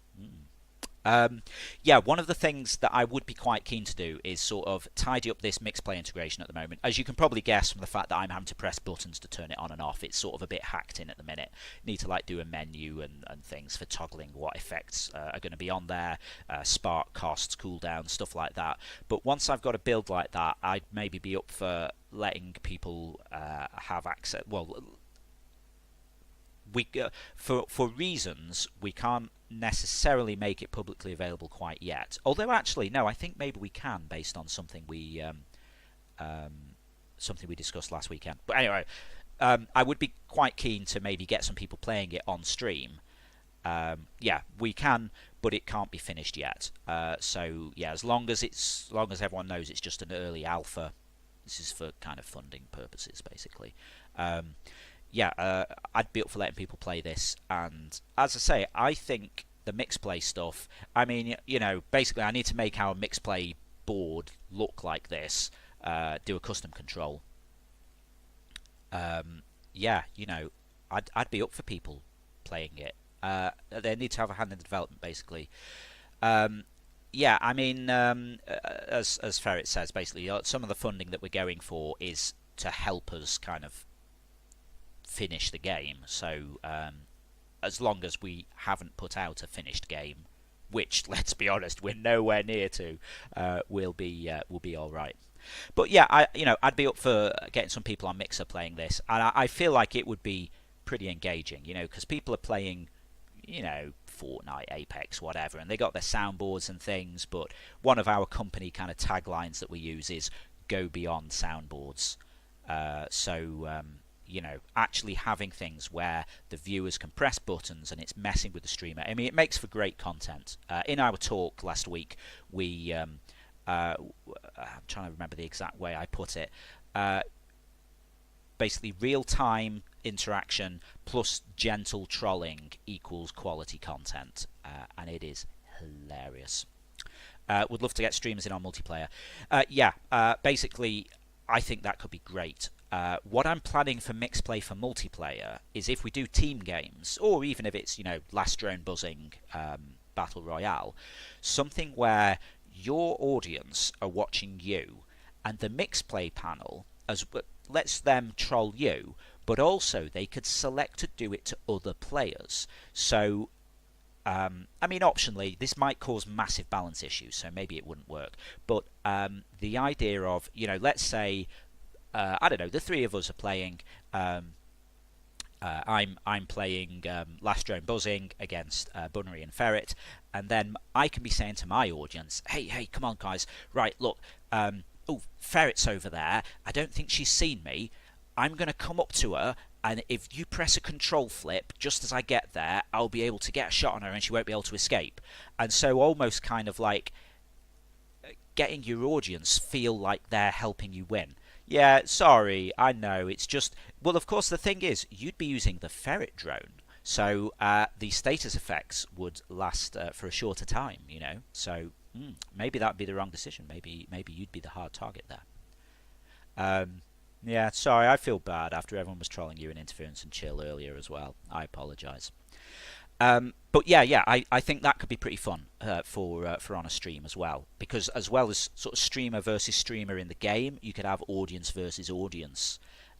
You know, whose audience is the nicest, kind of doing status effects for against their streamer's enemies and doing nice things to their streamer. Or maybe you've got like a harsh audience and they're just trolling you. I don't know. We should see. Yeah, that's the plan for your drone. Eventually, get some ears on it or something. Bob's will have a duck. Maybe. Oh, well, I don't know. Maybe yours should have a tail. Bunnery's could have ears. Would you prefer ears or a tail? Ears. Okay. Hey there, Cheese. How's it going? I was enthusing about your offline mix play thing again earlier because I think it's genius. Ezra here was saying about interactive BRB screens, like where the viewers can play like a side scroller. I think that's a fantastic idea as well. People kind of going for mix play in ways I hadn't even thought of. You see, I told you support would sort you out because they are legends. Nice one. You can relax now. Um, so, oh, my tail could blow in the wind. Yeah, yeah, exactly. Oh, that'd be great. When someone calls in a crosswind and the tail's kind of like flapping off to the side, it would be good. But yeah, yeah, I'd like some things like that. Oh, okay. Looks like here we go. He's back. Nice. Um, yeah, Mixer support are absolute legends. Um, I mean, any time I've had to ask them for something, I mean, their average response time for me for reasonably easy things is about 6 minutes. I mean, I mod in Ferret streams, and we've had things like where someone's come in and just been a massive troll, and I've sort of reported them, and then they've just been like completely banned across the platform like 5 minutes later. And yeah, they're just great. I mean, we had a trademark thing actually because we have the channel Interference, which we use for Interference and Chill and the quiz, which I think you've just seen an advert for there. And Interference was in use. Squatted is the wrong term. It's just someone had it from presumably an Xbox Live account ages ago, and it wasn't being used. But we literally have the trademark on Interference for games, which is a whole other story. But I wanted to get Interference, the channel name, on Mixer and other streaming platforms, and this was it was before the birthday stream, so I probably started doing this about 11 months ago. Yeah, yeah, exactly what Ferret says. Mixer sent in something to support going, hey, I see there's this idle channel called Interference. We'd like to be using that for our game. We've got the trademark with USPTO. This is the trademark number. Can you help me? And then they were like, yeah, done. I mean, like, I don't know, 15 minutes or something. I think it's quite possibly the longest support exchange I had with them. They were just like, yeah, hang on, let's check that out. Yeah, that's fine. What channel do you want it on? Okay, fine, it's done. Other streaming platforms haven't replied to the trademark request, which, I suppose we could probably send legal people after them. Except we don't have legal people because we're only small. When I followed it up with them, they said they needed our lawyers to send a formal request to their lawyers. And it's like, why? I literally... you can't see it in the background. I literally have a framed piece of paper with our company name on saying these people have the trademark on Interference for games, but didn't care. They're like, yeah, get your lawyers to speak to us. As I say, Mixer, they were just like, yeah, it's cool, no worries. It's so good. Anyway, point is, really glad they managed to sort that out for you. Yeah, shame that your followers and followees have gone. But I'm sure if you kind of start following people, they'll be like, oh, hang on, why am I not following Esfer? And then you'll get them back. Cheese saying, I was lucky to claim username Cheese back in the OG Beam days. Yeah, yeah. I mean, that's the thing that's quite good for me. I personally have an unusual name, so it very rarely seems to be gone. I can't have it on Reddit, though, because I actually have it on Reddit, but forgot the password and apparently never set an email address, so I can't get that account back, which is annoying. Yeah, yeah. I mean, Cheese. I mean, that's probably quite a difficult username to get hold of, so that's nice work. How do I trademark ferrets? Well, to be honest, you could probably get... Ferret. Well, you could get Vanguard Ferret certainly as a trademark. Can't imagine anyone trying to argue with that. But yeah, you could probably get Ferret for games. The catch is it costs money. It's not worth it. Going off on a massive discussion about trademarks now. One of the things that's a bit annoying about it is Bunnery on Twitter is Bunnery1 because there's an idle account, been idle for 10 years, posted one tweet, idle for 10 years. Can't get it. Yeah, I started going through the process to get that. Twitter will only let you have it if they're impersonating you. So if they're not posting anything, it doesn't count as impersonation, so you're out of luck. How much does it cost a trademark, though? Yeah, well, I mean, I don't know if we're meant to talk about the details of it, but yeah, I mean, it's four figures it cost us. Ours was complicated, though, actually. It should be cheaper than that, but ours was a defensive trademark. I can't go into too much detail about this. Ours was a defensive trademark because we do interference like apps on mobile, the game on the web, all this kind of stuff, and a company was putting up in a trademark request registration of their own for interference for something. Don't want to go into too much detail about it, but it overlapped with games, and so they wanted to get the trademark for interference for games, which essentially would have caused us massive problems, because then they could have said to like Google, Apple, whatever, oh, you've got an app in your store called Interference, it's infringing on our trademark, get rid of it. So we were effectively forced into doing a defensive trademark, and there was a lot of arguing about it, really, because they were like, okay, well, maybe we can share it, maybe could you say you have it for games that aren't in a particular field. Again, not getting into too much of the detail just in case. And so there was a lot of back and forth and legal kind of stuff. And so we eventually came to an agreement that we have it for games except for a very specific thing. And then they could get it for that. And then they just dropped it anyway. So the whole thing was a giant waste of time. And if we just stood our ground, then, they wouldn't have gone through with it anyway. But, what can you do? Time to trademark Road Jones. Well, yeah, I mean, I actually, now that I think about this, our trademark guy previously said make sure that you have like a TM on things, just to show that you are serious about kind of using things as a trademark. If you look at interference, say on the website and all that, you'll notice we've got the little R, which we can use because it's an actual registered trademark. But yeah, this should probably say Rogue Drones TM. That's one of the good things about getting this out in the open so early, is if you do get into a trademark argument, it all comes down to kind of prior use, really. So we'll be able to show we've been kind of using this for this game since January 2019. If someone else comes along and they, their game or their whatever starts now, we can go, well, hang on, I mean, we've been talking about this since January, we went to a show with it, we have a clear prior claim on it. So I feel like people wouldn't necessarily try and trademark it. Because what you'll find is, I'm just sort of wondering if I've got anything around here as an example.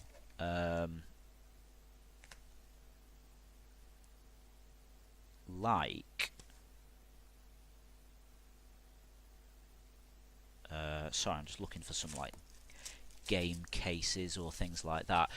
Some things that you wouldn't expect aren't actually registered trademarks. You'll find that like a lot of no, there's nothing on there. You'll find that a lot of things you see on games just have the TM, which means that they didn't go through all of the grief of registering it, because it would be really easy for them to defend it. I'm trying to think. I'm sure there's maybe even a studio, or there's some big game recently. I don't know, I'm going to say Destiny as an example, because I just found a Destiny case in the drawer. They could get away with not bothering to trademark that, because if say we started making a game and tried to call it Destiny, there's no way we could ever argue that. They'd just be like, yeah, we've been doing Destiny for 6 years or however long it is. It's massive. If someone says the word Destiny in terms of games, people are going to assume it's us. Get out. So a lot of games aren't actually registered trademarks. Yeah, it's just kind of interesting thing. But yeah, to answer your actual question, thank thousands it cost, and it sucked. I mean, to be fair, the guys that did it, shout out to Sheridan's, who are some legal team that specialise in sort of games and indies in particular. They cut us a deal on it, but yeah, it was thousands, but we had to do it. Frankly, what can you do? But I do have a piece of paper now. That's kind of cool. So sorry, yeah, I've just been off on a big thing there. Now, catching up with the chat there, I had a Beam username, Mr. Nugget, and for Mixer I forgot the password. I forgot the password for 2 years. I forgot about Mixer, and came back. Oh, okay, yeah. So, I mean, if you've got any way to prove that it was you, maybe reach out to Mixer support, because they are cool and they can probably help you out with that kind of stuff. If you email them from the address that you think that account was with, they can probably see that and then sort it out for you. But Mixer support, absolute legends. A piece of paper that's worth thousands. Yeah, exactly.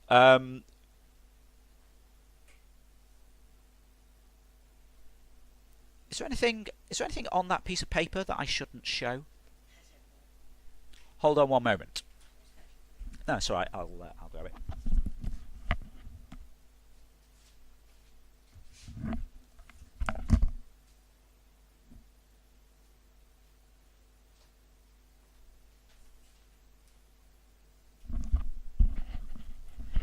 Have you got a post-it note there?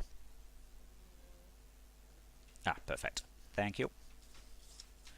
I mean, I don't really know why I'm doing this, because we're a company, so you don't have to sort of worry about these. Well, you do have to worry about these things because the internet is full of crazy people. But just in case, just thinking about something that happened to Bob earlier. Let me just put a little bit of post-it note over that, just in case, and over here. Yeah, there we go. That looks alright. So, yeah, we have... Let me just turn my light off there. We have this, I mean, obviously, I would have registered a UK trademark, but these guys we're having trouble with were in the US.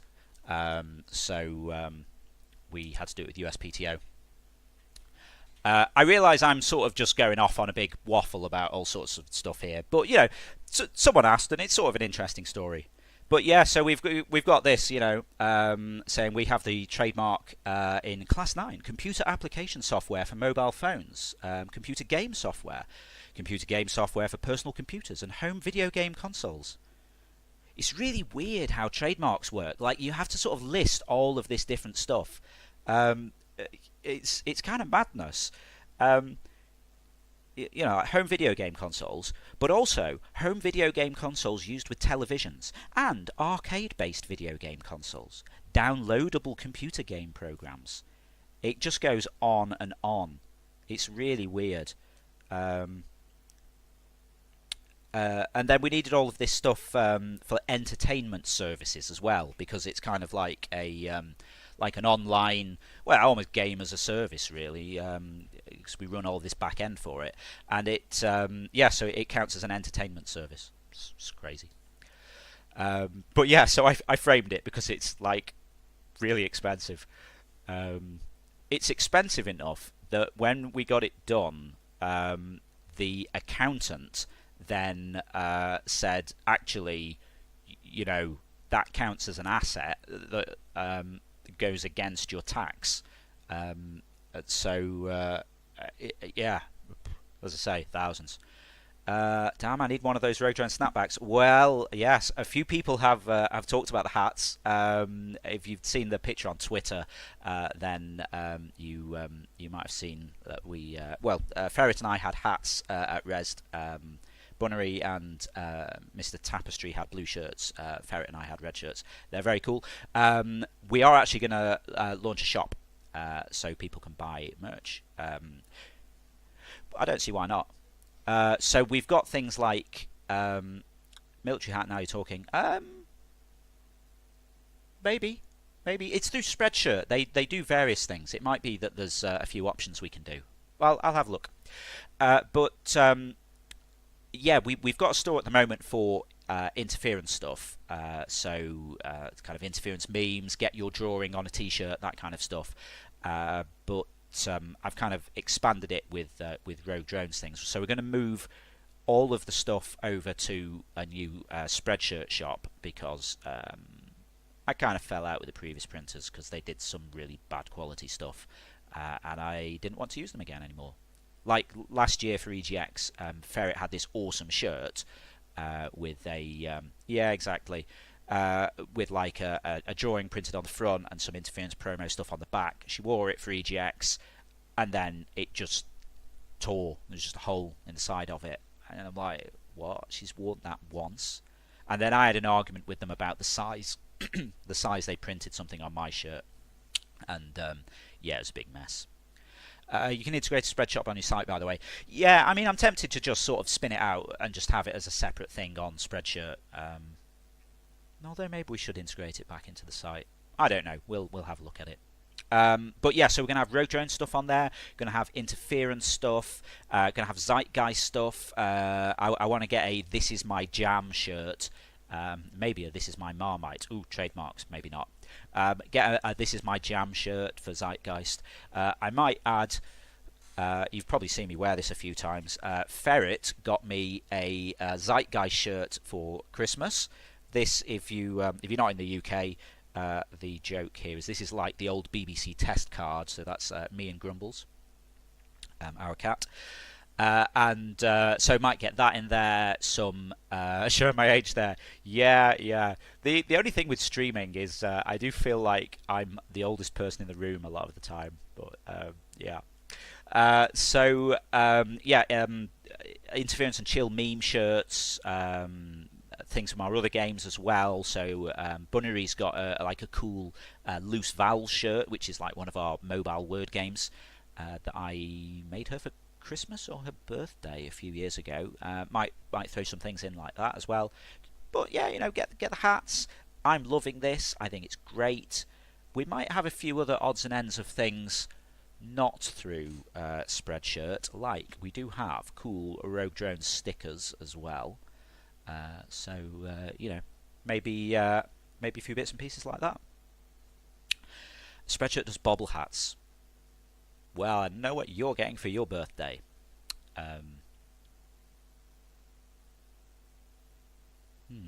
Interesting. Maybe I should make you an interference and chill shirt for your birthday, though. I don't know. We can get Rogue Drone's beer mugs. Beer mugs? Wow. I thought we were going to say beer mats. Yeah, I might get some mugs. I'm tempted actually because I just I'm too cheap to buy mugs. I've just got like one we got free with the cat food.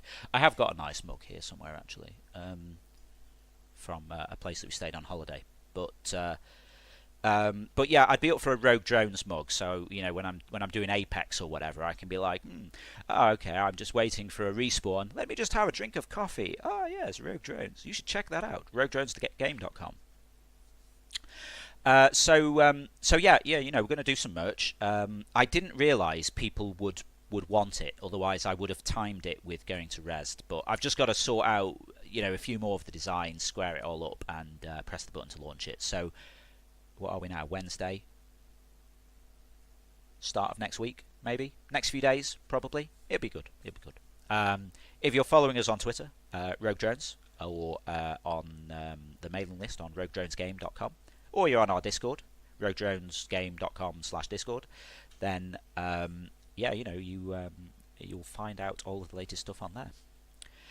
I kind of feel like I'm sort of talking about all sorts of random stuff now, which is cool because I'm enjoying myself. If people are still interested in these kind of things, Rogue Drone swag pack sounds delicious. Yeah, that would be pretty awesome. Maybe we should sort of like do a competition for like a bag of swag or something. I don't know. Well, I mean, again, this kind of is maybe linked to maybe we should get some funding so that we actually have money to spend on this stuff. But yeah, I'm going to have to switch back to doing app dev for a few weeks now. I think to bring some money in, and then we can do a bit more. Guys are actually amazing. I feel like we're friends. Me and frenemies with the interactive drawing. Yeah, yeah. I feel like she gets that a lot. People are kind of frenemies with hammering all of those interactive buttons. No, I honestly though I do feel like we've got a really nice community, and I think part of that is being on Mixer because you don't really get toxic people on here. It's pretty awesome, really. Yeah, oh, for it's like to eat nuggets. Oh dear. Nugget will be the nice one now in the drawing game. Nice. Wait, what? Oh no, I'm sure it's only if if you're too harsh with those mixed play buttons. But yeah, introverts unite. Exactly. Yeah, I feel like we do have a nice community here. I mean, we all went down to Mixer Meetup UK the other week. It's probably like 2 weeks ago now, 2.5 weeks ago now. Myself, Bunnery, Ferret, and Mr. Tapestry all went down. We met Cheese. Ezra, I think you said you were there, weren't you? But we didn't actually get a chance to talk, which was a shame because I would have just gone on about mixed play for hours because I love it. But yeah, everyone was really nice. There wasn't anyone who turns out to be a bit crazy. Everyone was really cool. It's fantastic meeting you all down there. Yeah. Yeah. I mean, I should probably kind of stop talking at some point. So I've just realised I've been going 2 hours, and normally I just do this for an hour after Interference and Chill finishes, and I've kind of got away talking about trademarks and accessibility and things. Do it more. Well, maybe I should. I don't know. I kind of get self-conscious that I waffle a lot, and I've actually asked Bunnery and Ferret to kind of ping me or whisper me when I start waffling, and I sort of worry that I just kind of I don't know. I don't even know where I'm going. I just say things. But I mean, from a dev point of view, you should realise that it's a platform of game players who would kill for an insight into the dev world. That's what you're giving us. Well, that's what I was going to say. Yeah. This is yeah. Ferret has actually pinged me a few times, going waffle alert, but it looks like you're enjoying yourself, so go with it. So that was nice. Thank you. Um, yeah, it's interesting, and I've said a few times on previous streams, this is the first time we've ever been kind of really open about something that we're working on, because normally we sort of work on stuff and I'm kind of really embarrassed by it because I'm mostly self-taught. I did a bit of Java when I was at uni. I did a computer science degree, did a bit of Java when I was at uni, but everything else I've taught myself, just doing tutorials on the internet and all this kind of stuff. And I feel like I'm not a real game dev because other people have worked at EA or whatever. At the minute on Twitter, everyone's doing this thing, my first game dev job, and they're all like, oh yeah, well I first started working at this studio, and then after that, and I did this, and then I did that, and now I'm running my own thing. And then basically I'm here like, yeah, I just decided to make some games. So I've actually been too embarrassed to answer that on Twitter. But this is the first time we've actually talked about things in public. Normally I'm too embarrassed, but it has been great. We show this off every week. People come by, and they're kind of seeing the rate that we're iterating through this. We've had things where someone's gone, oh, you should do this. I'm like, yeah, actually that's a good idea. And then next week we're like, okay, check this out that was suggested on stream last week by Ezra or whoever. And we're kind of adding things in, and I think it is quite interesting letting people see behind the scenes, because sort of game dev is a bit black box really, and I feel like Senpai noticed me. Yeah, you're saying some good stuff here. Every game studio started somewhere. EA was a small garage studio. Thank you. But I worry sometimes that game dev is a bit black box, and people don't realise what goes on. And for larger companies, it kind of makes sense. They're worrying about NDAs, and they've got all these kind of big kind of plans that they can't put out into the open yet. I mean, there's some things Well, I was going to say there's some things that we're not talking about with this yet, but to be honest, I think I've talked about everything really because whatever. Um, and yeah, people. Yeah, as Asfa says, people don't realise what goes on. Um, and maybe by being a bit more open, people will realise actually quite a lot of work goes into this. I mean, I feel slightly bad because this is only 10 weeks old and it looks a lot further on than it is because it's a big mess behind the scenes. As I said earlier, there's a load of text kind of like hard coded into it, and that's terrible. And then I love to see you do code write streams. There is no way I have the confidence for that at the moment, because honestly, I will do stuff and people will be like, "What? Why are you doing that? This is the worst code I've ever seen." Um, I don't know if anyone just noticed that these drones move randomly and then occasionally they bash into one another. It just entertains me when that happens. Um, but yeah. So maybe we could do a dev stream sometime. I've just realised I've actually been talking about this so long. I don't know if this comes through on the stream, but my flux has actually turned on and started adjusting my colours.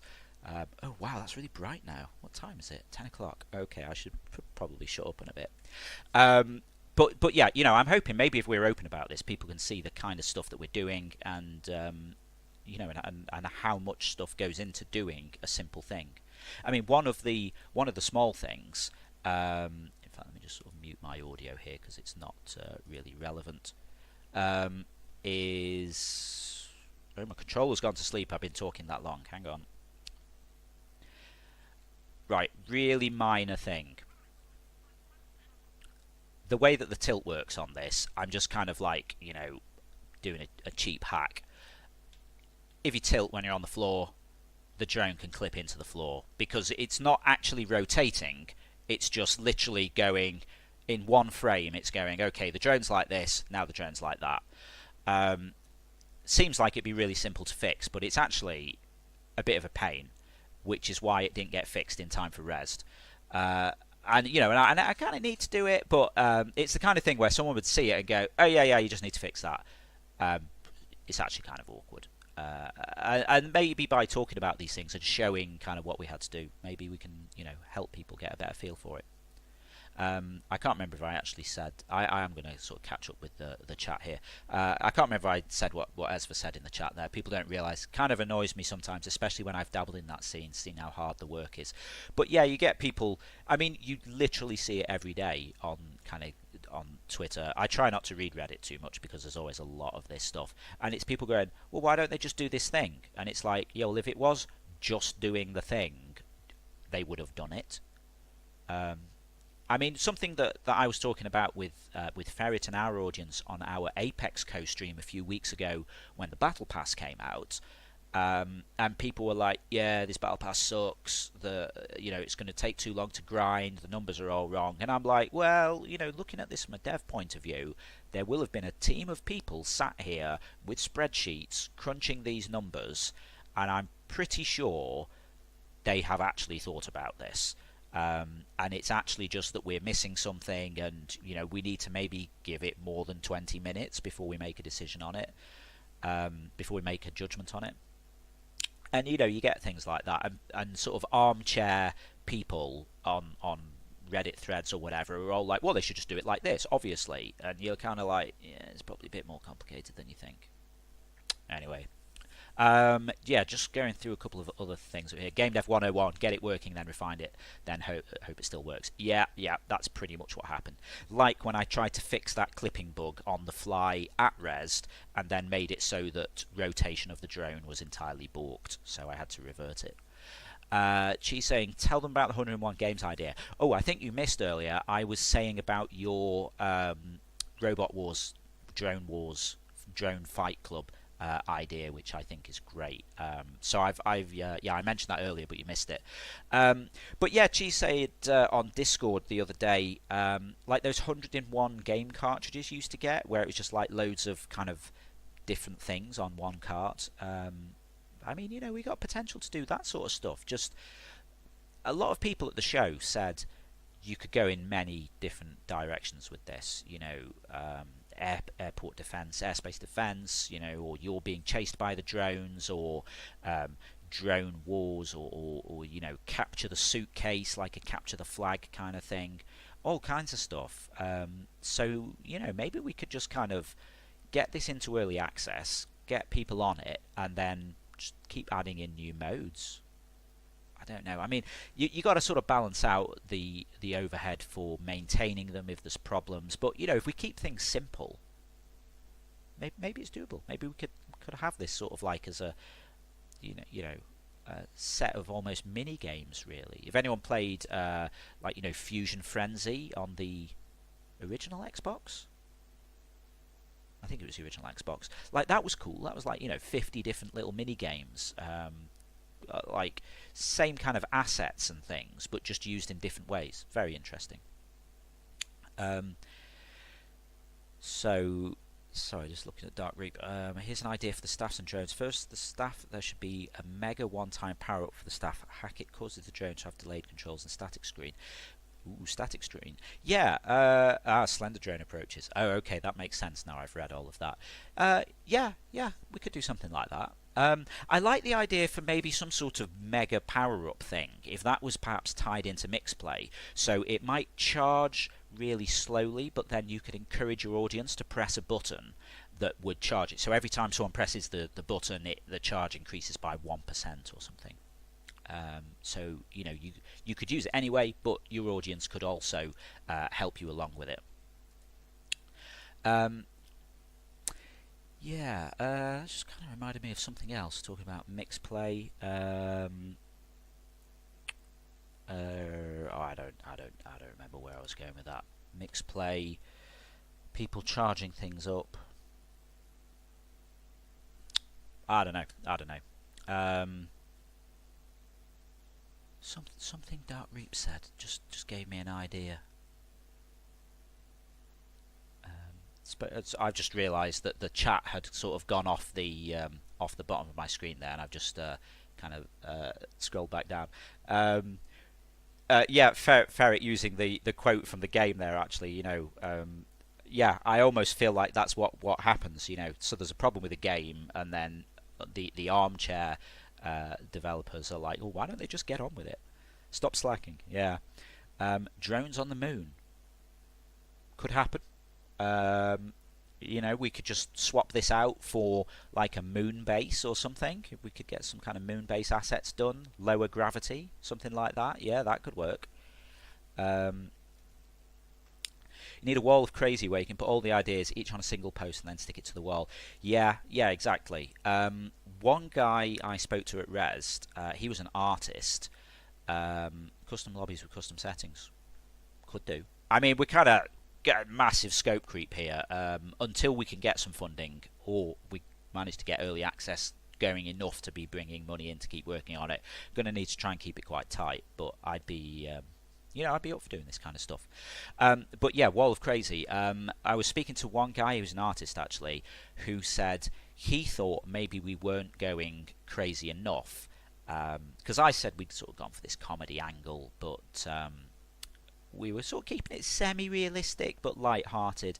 And he said, oh no, you should just go all the way, like like a giant UFO drone appears, and then like all these little baby drones come out of it or something, and all kinds of random stuff be happening. Go a bit like almost Goat Simulator, that kind of thing, where you've got sort of crazy drones that you can pick. Oh, go on. I'm interested now. Ezra, have you considered cell shaded?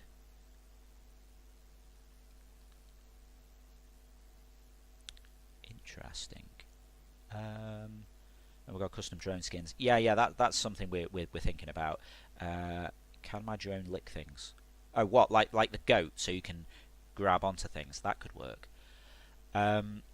Yeah. Now, sorry, this thing about cell shading, because I know everyone goes, oh, like Borderlands. I'm old. Like 13, if anyone played 13. I'm pretty sure it was 13. It's Roman numerals. Yeah, yeah, 13. Yeah, okay, yes. Thanks, Hesfer.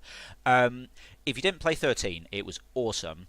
Yeah, I mean, it was off my radar for ages, and then a friend said, you really need to check this out. Guy I used to work with, actually. And I played it, and it was great. But it was I'm pretty sure it was first person. Yeah, yeah, it was first person.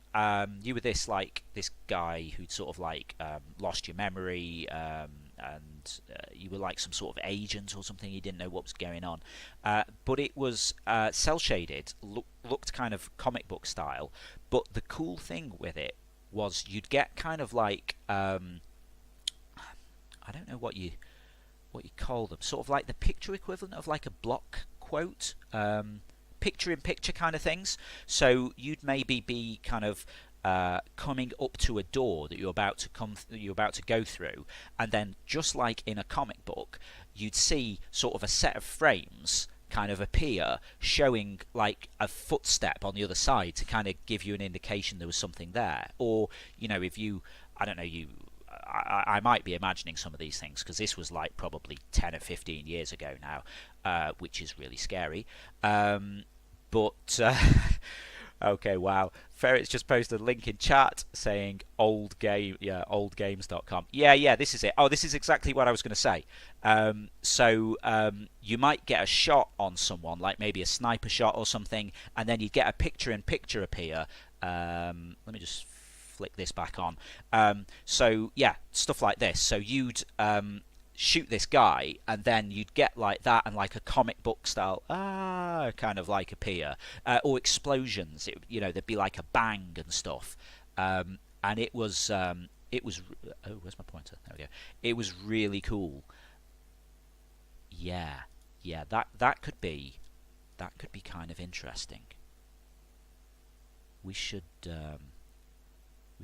Yeah. So like when you're zapping, it's all like pew pew pew. That could be cool. Okay, yeah. So this is slightly more graphic, but yeah, like this. If I just kind of zoom that up a bit. So yeah, this is what Ezra was talking about. A throwing knife. You hit someone, and then you get like a sudden flash. Oh, you can't see me waving my arms around. A sudden flash of picture in pictures, kind of showing what happened. But it was really cool. I mean, I don't know. Maybe I should just go and look this up.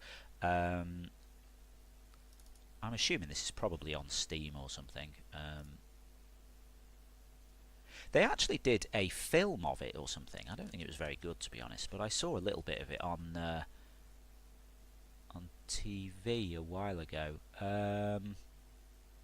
Wow, Steam is intelligent enough to, when I search for XIII, it actually knows I want 13, but it's now showing me Friday the 13th. Yeah, that's kind of a shame. Let me just see if I can find 13, the conspiracy back in 2008. Yeah, I remember I was I think I maybe just moved into my flat then. Last time I moved before I came here, and yeah, I think it was one of the first things I watched on TV when I was there. It's actually based on a series of comics, I think, which I never read, but yeah, basically looks a bit like this. Oh, you can still buy it from game. Yeah, I mean it's properly old. It is 2003. Wow, I feel old. Unreal Engine 2, back in the day. If anyone sees a copy of it, you should totally grab it. Don't know how well it'll work on modern PCs, but it's really, really good. It's got such an interesting art style. I am now really interested in this. That could be our angle. Yeah, do you use Visual Studio Code or Community? If I just throw this back on. Yes, you may notice I have a whole set of them down here. I've got Visual Studio Code. I've got Professional 2015 from when we had a BizSpark subscription, and then I got Community, I think 2017. Yeah. There's no need to really have other than Community at the minute, unless you're sort of on a big team. If you're wondering why I've got 15 and 17, because I'm hardcore, I still support our interference Windows 8 app, and Microsoft's really been pushing people to drop support for them, so you can't do Windows 8 in newer versions of Visual Studio. So hence why I've still got the old one there. But yeah, Visual Studio Code is awesome for web stuff. Did all of the interference web update, all of my API stuff in there now. But when I'm doing Unity, I'm still using that in big Visual Studio in Community, because it does a lot of kind of cool things like find all references and stuff that I haven't figured out how to do in code. But they're both free. You should check both of them out. They're very cool. Look at all this behind the scenes stuff here. In the engine, it shouldn't be too hard. Inverse shaders should do it. Yeah, shaders are kind of a weak point, really. It's something that's on my list of things to actually get my head around. So that will probably be an interesting project to try and do it. Secret Doge mode. Shoot your stun Doge. It says such pew or much pew. Huh. That might be interesting. Bread coding would be an interesting stream. Yeah. Ferret's said that already. I'm not confident enough for that, because to be honest, I'm just making it all up as I go along, which I probably shouldn't confess to live when there's people watching. But I've never had any proper training. I've never worked in a proper dev team, so I never had any mentoring or anything like that. But now that Dark has just said that, yes, I could call it Bread Dev Redemption. That would almost make it worthwhile. I don't know. Maybe. I might just clean up a bit of the drones code first, the really embarrassing bit. But yeah, I don't know. I do like puns. Yeah, when everyone comes in and they're all like, "Wow, this guy sucks. You need to back me up," Yeah, we should. Yeah, well, maybe. Yeah, I mean, as I say, I've got to do some work for hire stuff for a bit. Guys, let's butter this bread up. I see what you're doing there. We can fight the haters. Well, if anyone hasn't seen the trailer that Mixer did for the Unawareness project, that's pretty cool. It's probably on twitter.com/watchmixer. Yeah, it's this cool animated thing about like trolls coming in some channel, and then like the mods rock up and they're all like elbow drop, if that's what you call it. I don't really know about wrestling. Yeah, okay. I might do it. I might do it for drones. As I say, I've got to do work for hire for a bit so we can pay some bills. But hey, if Bob can do our art on stream, maybe I could do a little bit. Kind of getting nervous just thinking about it. But we'll see. I'll sign myself up for it. We can try it once. If it's a total disaster, we don't do it again. But it might be fun. Yeah, it might be fun. Yeah, if people suggest interesting things that we could maybe add in quickly, we could maybe just do some prototype iteration on stream. That might be quite cool. Go to bed. Why? How long have I been on here? Oh my word, this is coming up to 2.5 hours. Yeah, Bunnery is very patiently sat here next to me doing social media things, probably waiting for me to shut up and go to bed. It'll be cool getting insight from a fellow developer. Yeah, you see, this is the thing that feels weird. People saying, fellow developer, like I actually am a proper developer. I mean, I guess I am, because I make stuff. I made a game that's been running for nearly 9 years. Still feels weird to be taken seriously, though. But yeah, okay. We'll see. I will promise to have a go. at least once, and if it works, we'll maybe make it a regular thing. Maybe that's what this should turn into. Maybe I can kind of do a quick recap of what we've done over the previous week. Oh no, I'm all about puns, Dark. That's fine. Just go for it. Okay, yeah. Thank you, Esper.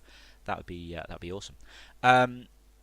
But yeah, I kind of lost my thread there now. What am I talking about? Yeah, maybe that's what this should turn into. We can do a quick recap of what's happened over the previous week, and then maybe sort of take some suggestions and things, see what we can put in, and just kind of work on it a bit. I'd be up for that, maybe. Yeah, I'm just thinking back to a little while earlier. Ferret being helpful said, "Yeah, just a reminder, your throat is going to really hurt tomorrow from all this talking." The thing is, because I did the show, I've hardened up to it now. It's only a problem when you don't do a lot of talking for a while. So I'm actually feeling really good at the minute. Oh yeah, okay, yeah. So that's our Discord server.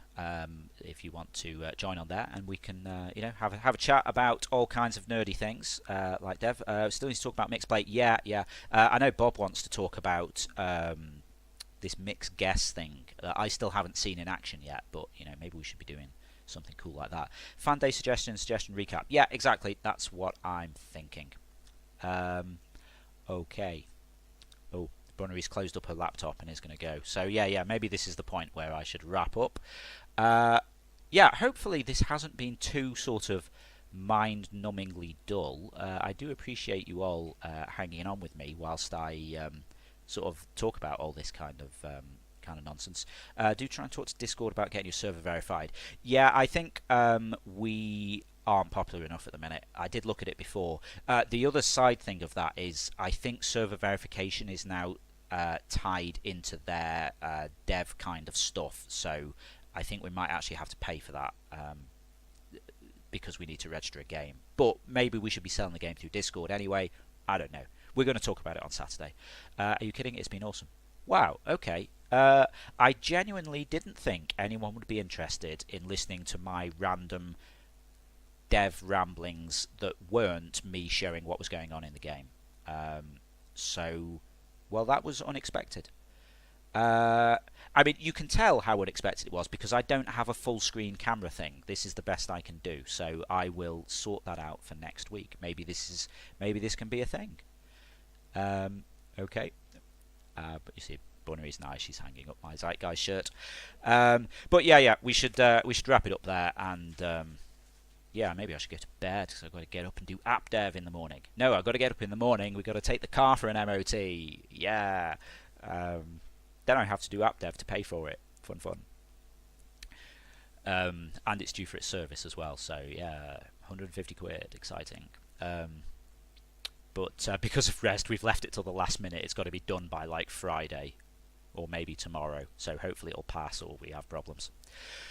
So yeah, thank you very much for joining me. It's been very awesome chatting with you all, and yeah, I didn't realise people would be this interested in stuff. So yeah, okay, we'll look at doing an actual dev stream, and I will try and expand these a bit more so that I actually talk a bit more about the background stuff rather than just flying the drone around and letting you mess about with Mixplay. Oh, thank you, Ferret. Appreciate that. Yeah, I'm kind of hitting your kind of stream length here. This is unusual. I do appreciate you hanging around. I know we haven't had any trouble in the chat, but I do appreciate you hanging around for all this time as well. Considering I normally only do this for an hour after you finish Interference and Chill. Oh wait, yeah, you've been here for like 4 hours or something. Appreciate that. Oh, there you go. But yeah, that's it for now then. So thank you very much for joining me. If you would like more information about the game, then you can see down at the bottom. We've got roguedronesgame.com. Also, we are Rogue Drones on Twitter. If you want to talk on Discord, also we've got roguedronesgame.com/Discord, and that will pop you into our Discord, which is shared between all of our stuff. So we talk about interference and all of our other things in there as well. And we do also have a nerd chat channel where I occasionally babble things like we've been talking about tonight. It's quite fun. Okay, so I will leave it there. thank you very much, everyone. Have a great evening or rest of the day wherever you are, and I'll catch you for another one of these next week. Otherwise, I will see you on Sunday for Zeitgeist, our live interactive quiz stream. If you like more fun mixed play interaction. Good night, all. Bye.